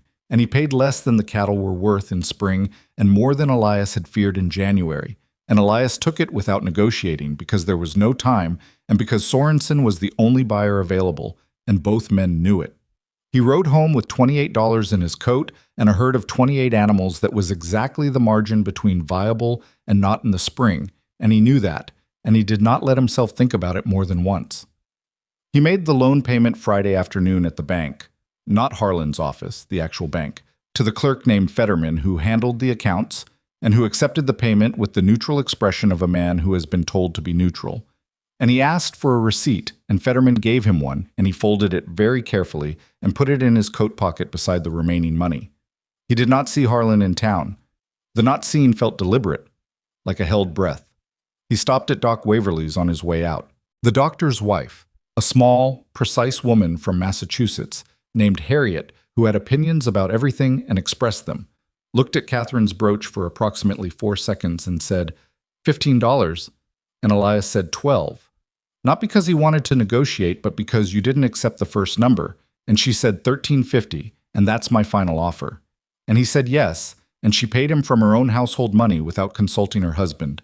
And when he thanked her, she said, "It's a fine piece. She had good taste, whoever she was." And Elias said, "Yes, she did," and left. He came home to the cabin and put the money on the table, and Naomi counted it, and they sat looking at it together, $20.50 after the loan payment and what was left of the cattle money. And it was not enough to resolve anything, but it was enough to make a partial payment toward Roy's claimed debt, enough to tell the county clerk they were not defaulting, enough to buy days. "It's not enough," she said. "No," he said, "but it's something. Harlan's going to know we made the payment." "Good," Elias said. "I want him to know." She looked at him. "If he thinks we're scrambling," Elias said, "that's fine. Let him think it. But if he thinks we've rolled over, he'll move faster. He needs to know there's enough resistance to make moving fast look reckless." He met her eyes. He's patient, but he's also proud. He doesn't like being defied publicly. He'll want to wait for the right moment to close the trap. "You've thought about this a lot." "I've thought about Harlan Briggs my entire adult life in this valley," he said. "It's not a pleasant thing to have thought about this much, but it's useful right now." She almost smiled. Almost. The letter from Fitch arrived 11 days after Jim Ashworth rode south, which was faster than Naomi had thought possible, and which told her that Aldous Fitch was not a man who waited once he understood what he was looking at. Ruth sent Pearl running with it. Pearl had taken to this role, messenger between the two households, and had developed a runner's efficiency that meant she could cover the 1.5 miles in less time than most adults. And Pearl arrived breathless and red-faced at the cabin door and said, "From Ruth, urgent." and pressed the envelope into Naomi's hands and then bent over her own knees to breathe. Naomi opened it at the table. Fitch had written in his compact way, but the letter was longer this time, longer and more direct, and she read it through once fast and then started again from the beginning because some of it required slower reading to understand. The federal land commissioner in Helena, a man named August Dreyer, appointed 3 years prior, and apparently the kind of man who took territorial land fraud seriously enough to have built a small investigative apparatus around it, had received the documents via Fitch's intermediary and had, according to Fitch, called them the most substantial direct evidence of the assessor arrangement he had seen. Colton Drury, the county assessor, had already been under informal scrutiny. The deed in Walsh's letter transformed informal scrutiny into formal investigation. Dreyer had issued a federal preservation order on the North Fork parcel, which meant Harlan Briggs could not file, complete, or act on any claim to that land until the investigation was resolved. He had also, and this was the part Naomi read 3 times, issued a notice to the county clerk in Cutter's Creek requiring that any debt claims against the estate of Roy Carter be suspended pending review of their documentation, given the federal interest in connected financial matters. Harlan Briggs could not collect. Not yet. Not while the federal notice was in place. Not until Dreyer's investigation ran its course. Fitch's last paragraph said, "This is not a resolution. Briggs is a man with resources, and he will contest this. But he cannot contest a federal order quietly, and quiet is what he needs. The moment this becomes public is the moment his position in that community becomes the issue rather than yours. I would suggest you find a way to make it public." Naomi set the letter down. Pearl, who had recovered her breath and was sitting across the table with the patient attention of a child who knows she's about to find out if something is good news or bad news, said, "Mama?" "Good," Naomi said. And because Pearl deserved more than one word, "Very good. We have help now. Real help." Pearl nodded once, slowly, processing. Then, "Does that mean we're staying?" Naomi looked at her daughter. She thought about the question, not the word staying, which was about the ranch, about Montana, about the Double M and its east fence and its arthritic horse and its 6 hens, but the thing underneath the word, which was about whether there was a place that would hold them, that wouldn't close its doors, that wouldn't make them pack up and walk 11 miles in the dark again. "Yes," she said, "we're staying." She told Elias that evening, the whole letter, and watched him read it himself and watched something in his face shift in a way she hadn't seen before. Not relief exactly, more like the expression of a man who has been holding a wall up for a long time and feels the first suggestion of another set of hands. He set the letter down. "Dreyer's notice at the county clerk," he said. "Harlan's going to know about that by tomorrow." "Yes." "He's going to be angry." "Good." He looked at her. "Fitch says make it public." "I know." "How?" She had been thinking about this since Pearl ran up the path. "Ruth knows everybody. She's been in this valley longer than Harlan has. She has standing in this community that she's never used because she's never had a reason to." She paused.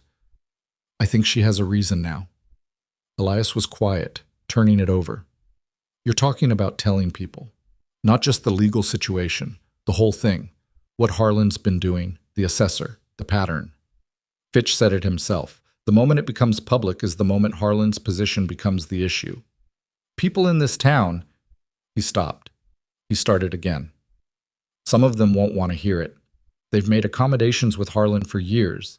Hearing that those accommodations were built on something rotten means they have to look at themselves." "Some of them won't want to hear it," she agreed, "but some of them will be relieved. The people he's pressured who thought they were the only one. The ones who said no to me at the door and felt bad about it and couldn't explain why, even to themselves." She looked at her hands. "People don't like being manipulated. When they find out they've been, they get angry. And angry people in a community are useful." "You want a community," he said. "I want what was supposed to be here," she said. "What's supposed to exist in a place where people live near each other. Some version of people helping people." She heard how it sounded, simple, maybe naive, and she added, "I'm not talking about goodness or people's better nature. I'm talking about self-interest. When Harlan falls, and he is going to fall, the people who stood with us early are the people who get to say they were on the right side. That matters to people." Elias was quiet for a long time. He looked at the letter. He looked at the fire. "You're right," he said. I know. That's a quality you have that is occasionally difficult to be around. She looked at him. Being right, he said, with the almost smile. You're right a lot. It's a lot. She did something she hadn't done in a long time. She laughed. Not a polite laugh or a tired laugh, but a real one, brief and surprised. And it startled both of them a little, and she pressed her hand over her mouth after because the children were sleeping, and she didn't want to wake them. When she looked at him again, he was watching her with an expression she hadn't seen before, careful and open at the same time. And she knew what it meant because she was not stupid, and she had known for some time what it meant, and she had been deciding for some time what to do with the knowing. She picked up the letter and folded it. Elias, she said. What were you going to say earlier, when the blizzard ended and I said, ask me again when we know what we have left? He was still for a moment. You remember that, he said. I remember everything, she said. I have 5 children and a legal problem. I can't afford to forget things. He looked at the table. He looked at his hands. He said, I was going to say that I'd like you to stay, not just you and the children on the property. I mean, he stopped. Naomi, I think you know what I mean. Say it anyway, she said. Not cruel. She just needed him to say it in words because she had learned what it cost to assume you understood what someone meant and find out you were wrong. I'd like to marry you, he said, if you'd want that. I know it's not simple. I know there's nothing simple about any of this.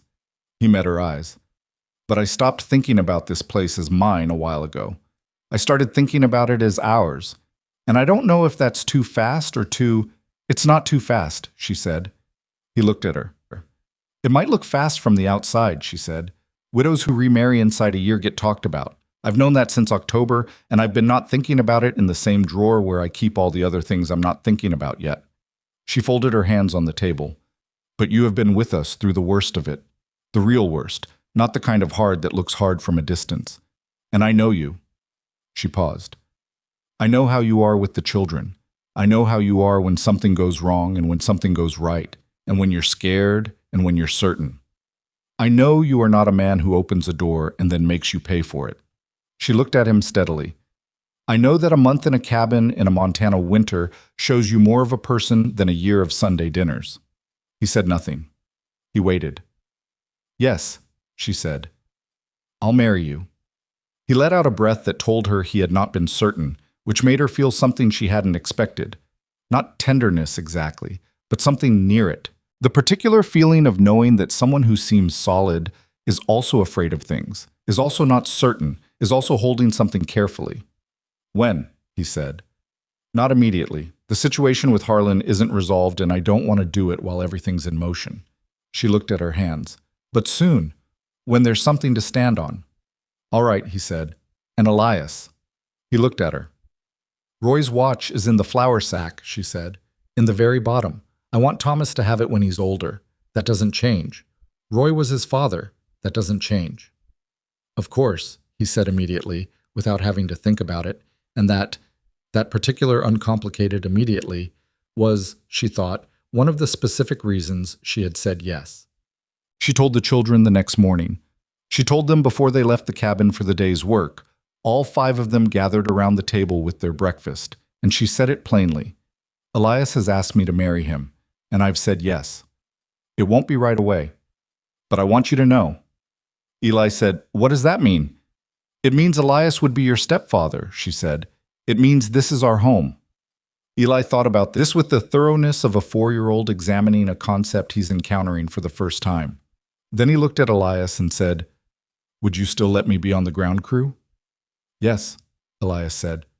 Eli nodded, satisfied. Pearl said, Good, in the tone of someone who has been waiting for a decision to be finalized. Clara looked at Naomi, then at Elias, then at her bowl, and said nothing, which was not the same as disapproval. It was Clara processing, which always took longer than her face suggested. Thomas looked at Elias for a moment. It was a long moment. The 2 of them had been working side by side for weeks, and had developed between them the particular economy of a relationship that had done things together rather than talked about itself. And Thomas's look now was not a child looking at an adult for permission or approval. It was closer to equal consideration, one serious person assessing another. Are you going to try to be my father? Thomas said. Elias held the question without flinching. No, he said. I know who your father was. I'm going to try to be someone you can count on. That's a different thing. Thomas was quiet. Then he nodded, once the same single nod he'd given when Elias told him they'd butcher the heifer and not waste it. The nod of someone who has heard a true thing and accepted it, Clara said, still to her bowl. Are we going to have to move rooms? The barn has a loft, Elias said. I could make it into 2 rooms with enough lumber. Thomas and Eli up top, you and Pearl down. Clara looked up from her bowl. I'd want a window. I can put in a window. Facing south, Clara said. So there's morning light. South window, Elias said. Done. Clara went back to her breakfast with an expression that was, if not warmth exactly, at least the withdrawal of active neutrality, which, from Clara, Naomi had come to understand was a significant concession. Ruth Ashworth, when told, looked at Naomi for a moment and then said, Good. He's a man who deserved better than being alone, and you're a woman who deserved better than what you've gotten. Practical match. Then she poured more coffee and moved on to the question of Fitch's letter and what to do about it, which was how Ruth expressed most of what she felt, by moving forward toward what came next. What came next was the meeting. Ruth's idea, which she delivered to Naomi with the brisk decisiveness of someone who has been thinking about it longer than she let on. A gathering. Not a formal thing, not a town meeting called by any official body. Those were Harlan's territory, in the sense that he had influence over who convened them and what got said. An informal gathering. At Ruth's house, which was large enough and which was Ruth's, which meant Harlan had no standing to object and would look small for trying. I'll invite the Hendersons, Ruth said. Naomi looked at her. Dora Henderson is not a bad woman, Ruth said. She's a woman who is afraid. There's a difference. And Harold knows things about Harlan's financing arrangements. The assessor thing goes back further than Roy's involvement, and Harold was on the edge of it back in '78. He never spoke because he didn't think speaking would protect him. She tapped the table.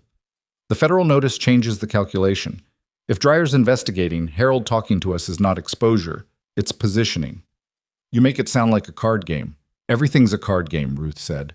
I've just been watching the table long enough to know who's holding what. The gathering was set for the following Thursday evening.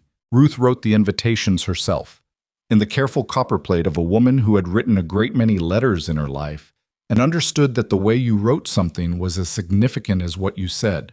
Not urgent, not alarmed, simply inviting neighbors for an evening conversation about a matter of community interest. 6 families. The Hendersons, the Waverleys, Tobias Webb from the West property, a widow named Castillo who ran the laundry on Oak Street and had, Ruth said, her own history with Harlan's business practices, and the Breckenridges, who owned the second largest ranch in the valley and had never fully aligned with Harlan and never fully opposed him either, which meant they were the family worth persuading most. Naomi helped Ruth prepare the house on Thursday afternoon, moved furniture, set chairs, built the fire up early so the room would be warm. She did it thinking about the earrings she'd sold and the brooch and Catherine's blankets and the cattle and the fence posts and all the things that had gone into simply arriving at this Thursday in a position to still be here. Elias came with her. He stood in Ruth's doorway looking at the chairs being arranged with an expression she recognized. The expression of a man who is better at physical problems than social ones, who would rather fix a fence than speak in a room full of neighbors. You don't have to do the talking, she said. You're better at it anyway, he said. You have to be there. I know. He looked at the chairs. You think they'll come? Ruth thinks they'll come. And what do you think? Naomi thought about 11 miles in the dark, 4 closed doors, a 5th one opening. She thought about what it had taken to get from that night to this Thursday. She thought about the particular stubbornness required to keep going when the going produced nothing, and how eventually, not always, but sometimes, that stubbornness produced a room with chairs in it. I think most of them will come, she said, and that'll be enough. They came. All 6 families, which was more than Naomi had let herself expect. The Hendersons arrived first, Dora with a plate of something covered in cloth, Harold with the look of a man attending his own reckoning and trying to behave well about it. The Waverleys came together, Doc Waverley, with the quiet alertness of a man accustomed to rooms where something important was being decided about someone's condition. Tobias Webb alone, his wife having passed the previous spring, a large man with a large weathered face that gave nothing away until it gave everything away. Constance Castillo, who was 50 and compact and looked at Harlan Briggs's name when Naomi said it with an expression that needed no elaboration. And the Breckenridges, James and his wife Ellen, who sat in the center of the room in the manner of people accustomed to being observed and comfortable with it. Ruth opened the meeting without ceremony. She stood in her own parlor and said, "You all know why you're here in general terms. I'm going to let Naomi Carter tell you the specifics, and then we're going to talk." Naomi stood up. She had not prepared a speech. She had thought about preparing one and decided against it because prepared speeches in a room like this sounded like prepared speeches. And what she needed was not eloquence, but precision. She told it from the beginning, not from November when Roy died, but from before that, from what Roy had been trying to do and why. From Clement Walsh and the North Fork parcel, and what the assessor arrangement had meant for smaller landholders in the valley. From the closed doors and the 11 miles and Harlan's visit and the filed notices, through to Fitch and Dreyer's federal investigation and where things stood now. She spoke for about 15 minutes. She said it plainly. She did not ask for sympathy. She asked, at the end, for people who had been affected by Harlan's practices to consider speaking to Aldous Fitch directly, in writing or in person, because Dreyer's investigation was stronger with more voices than with one, and because a federal investigation into land fraud was the kind of thing that protected everyone in the valley when it resolved correctly, not just her family. Then she sat down. The room was quiet for a moment. Harold Henderson said, to the floor, "I knew about the assessor arrangement." Everyone looked at him. Dora didn't look at him, which meant she'd known he knew and had been waiting for this. "Not all of it," Harold said, "but enough. Harlan came to me in '79 and offered me a stake in a parcel that I knew it wasn't clean, the way it was described. I said no." He paused. "He made things uncomfortable for about a year after that. When he told us not to help you," he looked at Naomi.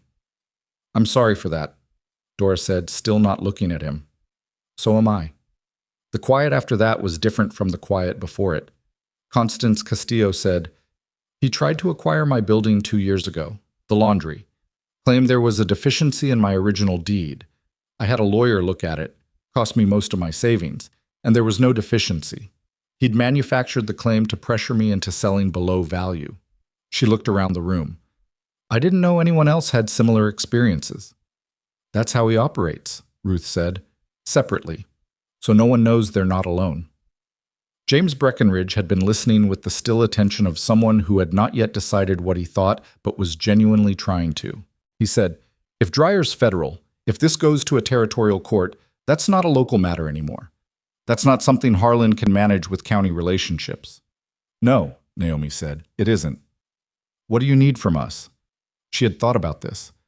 Letters to Fitch, specific, dates, amounts, names where you have them. Not accusations, accounts. What you experienced, what was said to you, what you know of the arrangement from your own dealings. She paused. "And I would like people to know that we're here, that the Double M is operating, that the Carter family is not," she chose the word carefully, "going anywhere." Breckenridge looked at Elias, who had been sitting against the wall the whole time in the manner of a man attending a meeting he didn't call and supporting the person who did. "Mercer, you're all right with all of this?" "I asked her to marry me," Elias said. "So yes." The room's temperature shifted slightly. Naomi did not look at anyone's face during this. She looked at her hands. Ruth said, "Good. Now, who wants coffee, and who's going to write the first letter tonight while the details are fresh?" What happened next was not what Naomi had imagined when she'd imagined it, which was something tidy. Decisions made, hands shaken, a clean resolution. What happened was messier than that. Harold Henderson wrote half a letter and had to stop because his hand was shaking, not from weakness, but from the specific relief that comes when you finally say the true thing you've been holding. Constance Castillo had dates and amounts memorized with the precision of someone who had been angry for 2 years and kept everything in order in case the moment ever came. Doc Waverly didn't have direct knowledge of the land scheme, but knew of 2 families who had left the valley under circumstances that now looked different in the context of what he was hearing, and he wrote their names down for Fitch. James Breckenridge said little but took Fitch's address from Ruth and folded it into his coat pocket, and Ellen Breckenridge, who had said almost nothing all evening, touched Naomi's arm briefly on her way out the door and said, "We should have done better by you from the beginning. I'm sorry we didn't." Naomi said, "You're doing it now." Ellen looked at her for a moment, then nodded and went out. Harlan Briggs came to the Double M the following Saturday. Not alone this time, with two men, the wide-shouldered one and another, older, who carried himself like someone who had done legal work at some point in his life and wanted you to know it.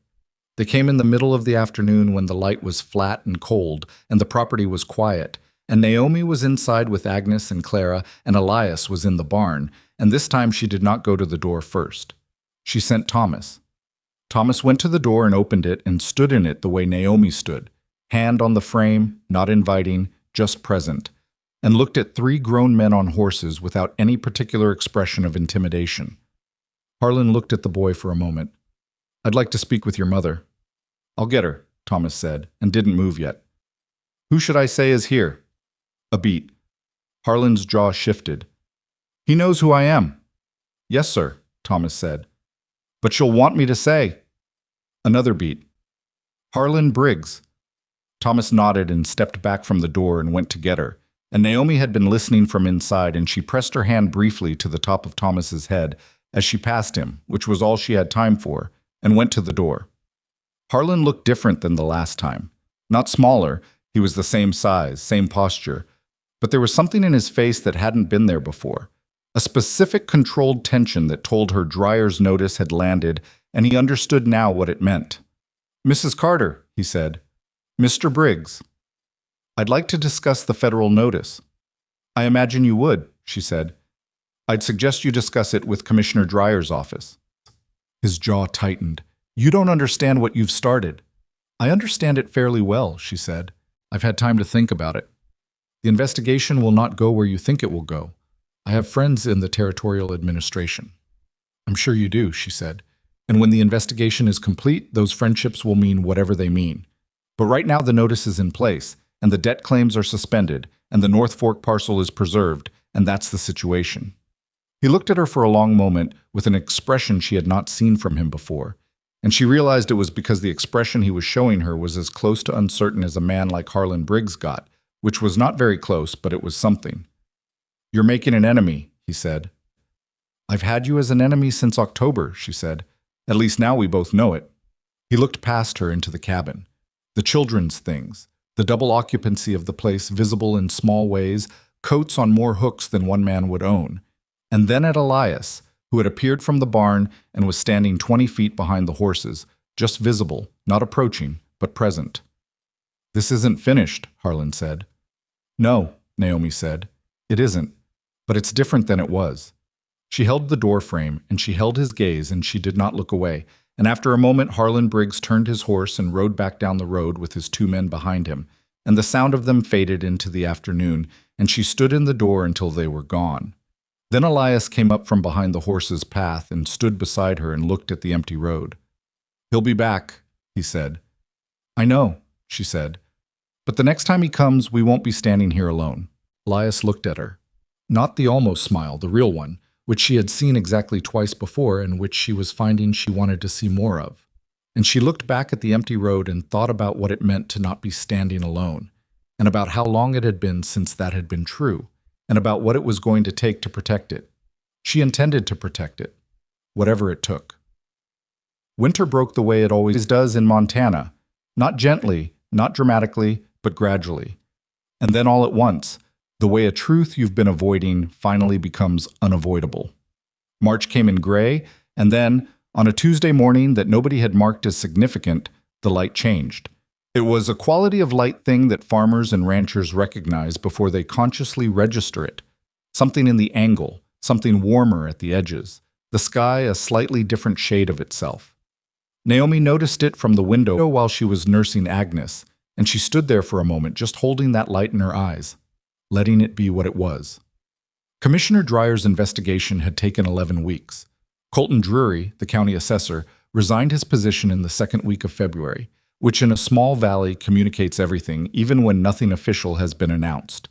He left with his family for somewhere east. Nobody knew where exactly, or nobody said, and his office was taken over by a temporary appointee from Helena, who arrived with federal paperwork and a manner of focused efficiency that made it very clear he had not come to make friends. Harlan Briggs did not resign. Naomi had not expected him to. Men like Harlan did not resign. They contested and delayed and hired lawyers and waited for investigations to lose momentum, which they sometimes did.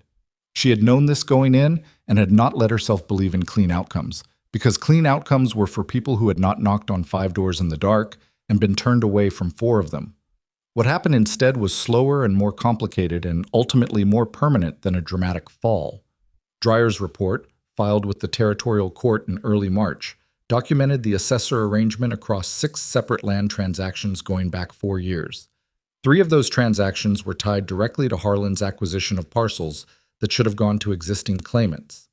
The report cited Roy Carter and Clement Walsh's joint deed filing as the act that had first exposed the pattern, which meant that Roy, careful, optimistic, flawed Roy, who had borrowed too much and kept too many secrets and died before he could finish what he started, was named in a federal document as the man who had seen the scheme clearly enough to act against it. Naomi had sat with that for a while when Fitch's letter conveying the news arrived. She had sat with it alone, early morning, before the children were awake, and she had thought about Roy's letter, about, if you're reading this, then I didn't handle things the way I hoped to, and she had thought that he had handled things more than he knew, that the seed he'd planted in secret had grown in the dark until it was too large to ignore, and she had let herself grieve him properly for the first time since October. Not the emergency grief of someone trying to keep moving, but the real kind, the kind that sits down with you. She had loved Roy Carter. That was true and would remain true. He had also left her with 5 children and a set of problems he'd been too optimistic to believe would outlast him. Both of those things were true simultaneously, and she had stopped trying to resolve them into a single feeling about him. You love people in the full complexity of what they were. That was what you did. The debt claims against Roy's estate were formally dismissed in the 3rd week of February. Harlan's documentation of the informal loans was reviewed by Dreyer's appointed examiner and found to be without supporting evidence, which was a legal way of saying what Naomi had always known, which was that Harlan had fabricated them. The examiner's notation in the official record used the word unsupported, which was the territorial court's version of calling a man a liar in public, in permanent ink. Harlan was not arrested. He was not charged with anything that would put him in a cell.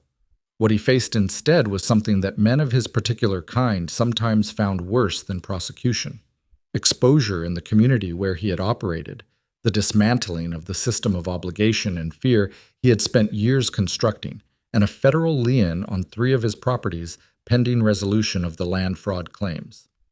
He was still a wealthy man. He was a wealthy man whose wealth was now being examined, whose relationships in the valley had been built on people not knowing things they now knew, whose ability to threaten quietly depended on people believing he had power that some of them no longer believed he had.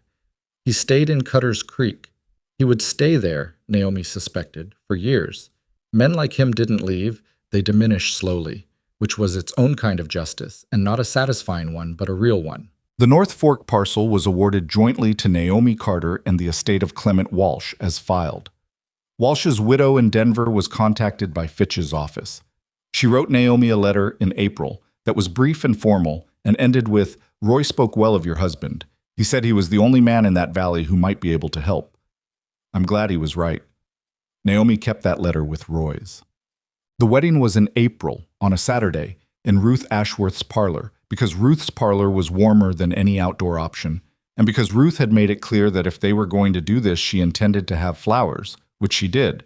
Early wildflowers from the south-facing slope behind her house, cut the morning before and arranged without ceremony in the jars she used for everything else, which somehow looked exactly right.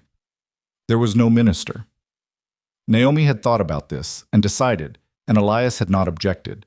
The justice of the peace from the county seat, a man named Horace Birch, who was 62 and had a sensible, unhurried manner, performed the ceremony with the practical efficiency of someone who had done this many times and found it meaningful each time in a quiet way rather than a loud one.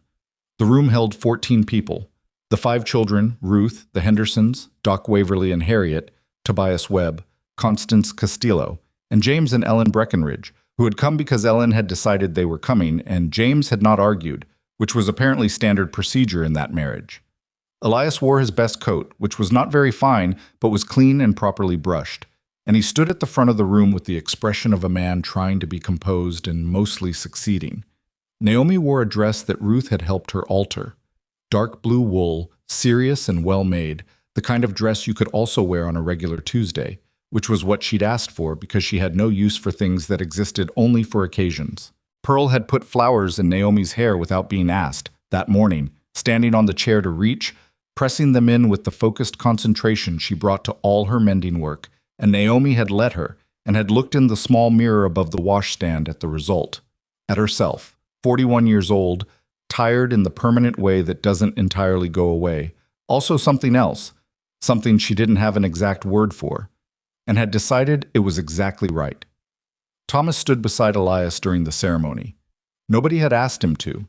He had positioned himself there, and Elias had glanced at him, and Thomas had looked back with the level directness he'd had since he was 4 years old, and Elias had faced forward again, and that had been the entirety of what passed between them on the subject, which was sufficient. Naomi and Elias said the words that Horace Birch directed them to say. She looked at Elias when she said them, and he looked at her, and neither of them looked away because they had already had the harder conversations, already stood together in the blizzard and at the south fence and in front of Harlan Briggs's horse, and the words here were not the primary thing. The primary thing had happened in smaller moments across the hardest winter of her life, and this was just the part where they said it out loud in front of people who would remember. Clara cried. She hid it in Ruth's handkerchief, but everyone knew and nobody mentioned it, which was exactly how Clara would have wanted it handled.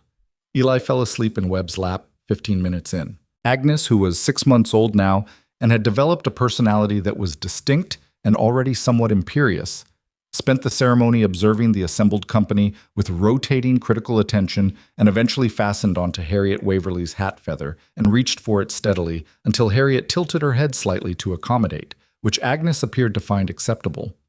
When Horace Birch said the part about being husband and wife, Ruth made a sound in the back of her throat that was not crying, being Ruth, but was its closest approximation. Afterward there was food. Everyone had brought something, which Naomi had not asked for, and which meant something more than the food itself. Being the community saying in the language of casseroles and bread that it understood what it had failed to do in January and was doing differently now. Harold Henderson had brought a ham. Naomi looked at it and thought about Elias's forgotten Christmas ham in the back of the barn, about the particular abundance of things that arrive too late and then arrive again, and she served Harold's ham without comment and ate some herself and found it good. She moved through the room that afternoon, Elias beside her or nearby, and she talked to people. Real talk, not the careful managed talk of someone who needs things from strangers, but the easier kind. The kind between people who have been through something together and are on the other side of it, and know each other now in the specific way that difficulty creates. Constance Castillo told her the laundry was busier than it had been in 2 years, and she thought she could hire a girl in June. Doc Waverly said quietly that 2 families he'd written down for Fitch had been in touch about returning to the valley now that the situation with the assessor was resolved. Ellen Breckenridge asked about the North Fork parcel, what Naomi intended for it, and Naomi said she was still thinking, which was true, and Ellen said, "James has ideas when you're ready," and Naomi said she'd want to hear them. Thomas found her near the end of the afternoon in the corner by the window and stood beside her for a moment watching the room. "Are you all right?" he said. She looked at her son, 9 years old in January, 10 in the fall. He had grown 3/4 of an inch since November, which she tracked the way mothers track these things, noticing it in the length of his sleeves. He had his father's jaw and her mother's eyes, and something that was purely himself, a quality of steadiness she had never been able to fully account for, as if he had been born with more ballast than most people accumulated over a lifetime. "Yes," she said. "Are you?" He considered it, which was what he always did. "I think so," he said. "It's a lot." "It is." "But good," he said. "I think good." "I think good too," she said. He nodded. He looked at Elias across the room, where Elias was talking to Tobias Webb, with the slightly uncomfortable expression of a man who preferred to express things through work rather than speech. He's trying, Thomas said. I know he is. He's going to keep trying. Thomas said it with the certainty of someone who had been watching carefully for a long time. That's the main thing, I think, whether people keep trying. She put her hand on the back of his head briefly, the way she had in the cold outside the barn when he had said they needed 2 fronts. He leaned into it for a second, just enough, and then straightened because he was 9 and there were people around, and went back to find Pearl.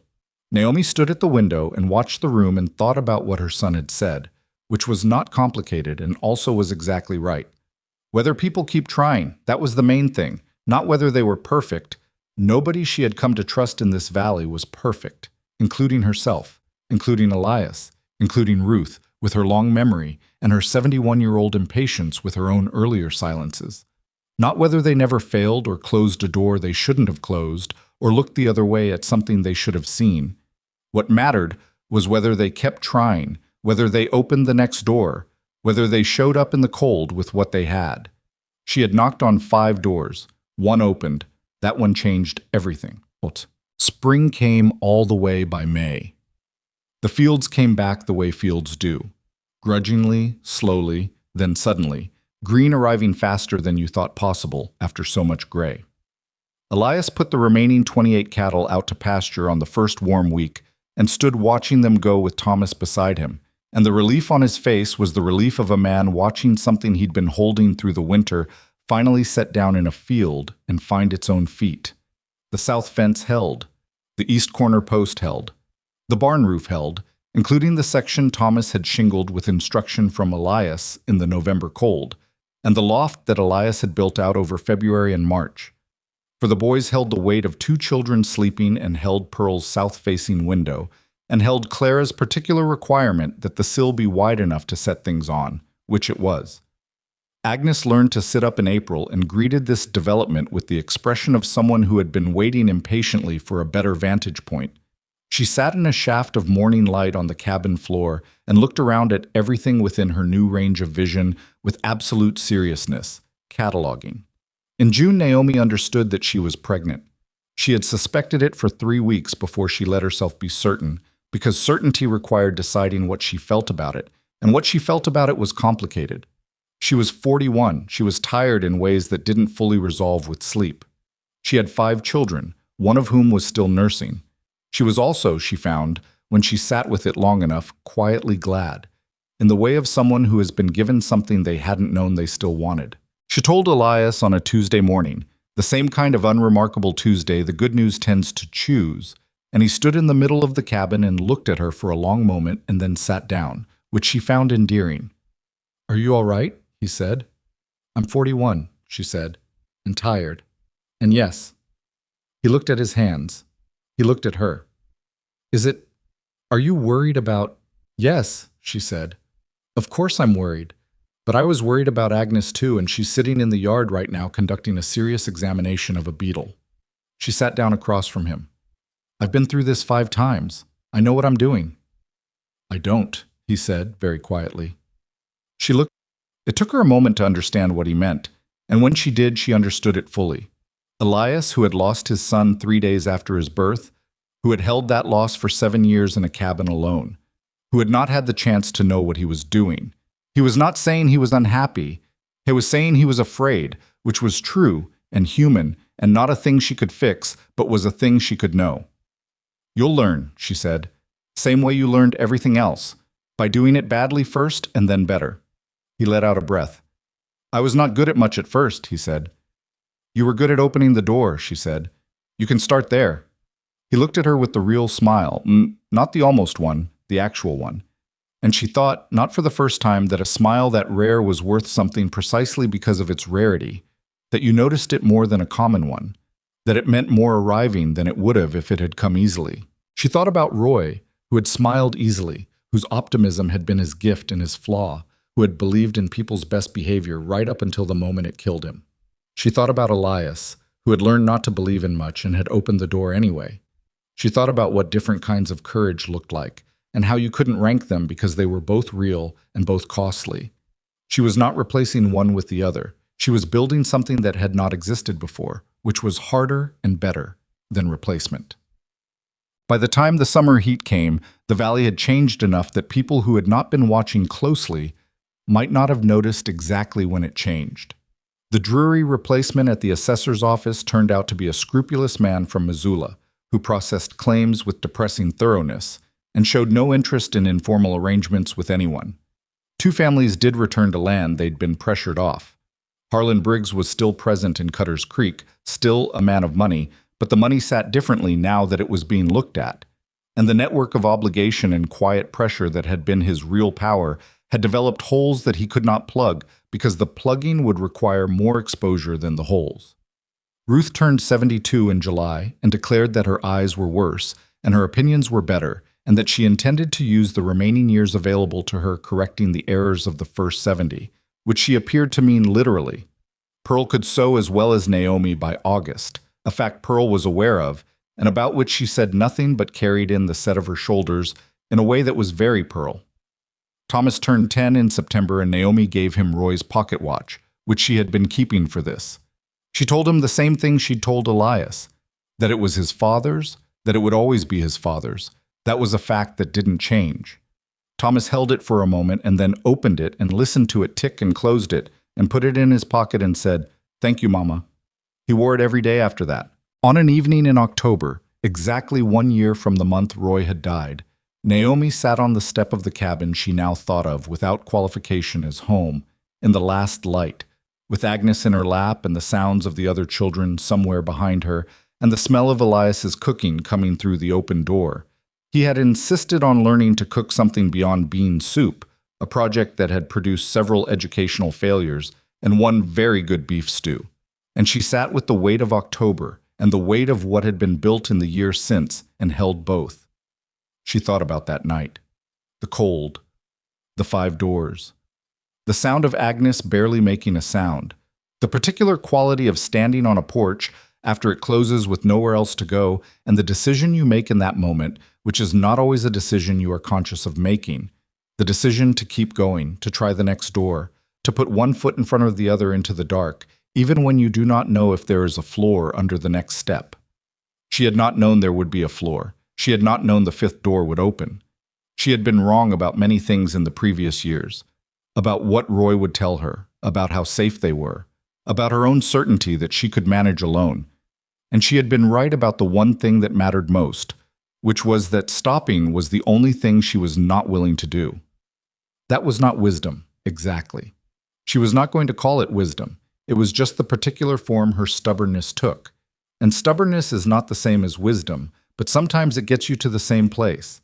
A family is not always the one you start with. Sometimes it is the one you build in a Montana winter out of necessity and common work, and the slow accumulation of mornings that were hard, and evenings that were less hard, and one night when someone heard a sound and got up and opened the door. It is imperfect the way all real things are imperfect, held together with patched fence posts and borrowed wool socks and things said too late, and things said just in time, and children who carry too much, and a man who almost didn't answer, and a woman who almost stopped knocking. Almost. Inside, Elias said something she couldn't make out, and Pearl laughed, her real laugh, the one she didn't give easily.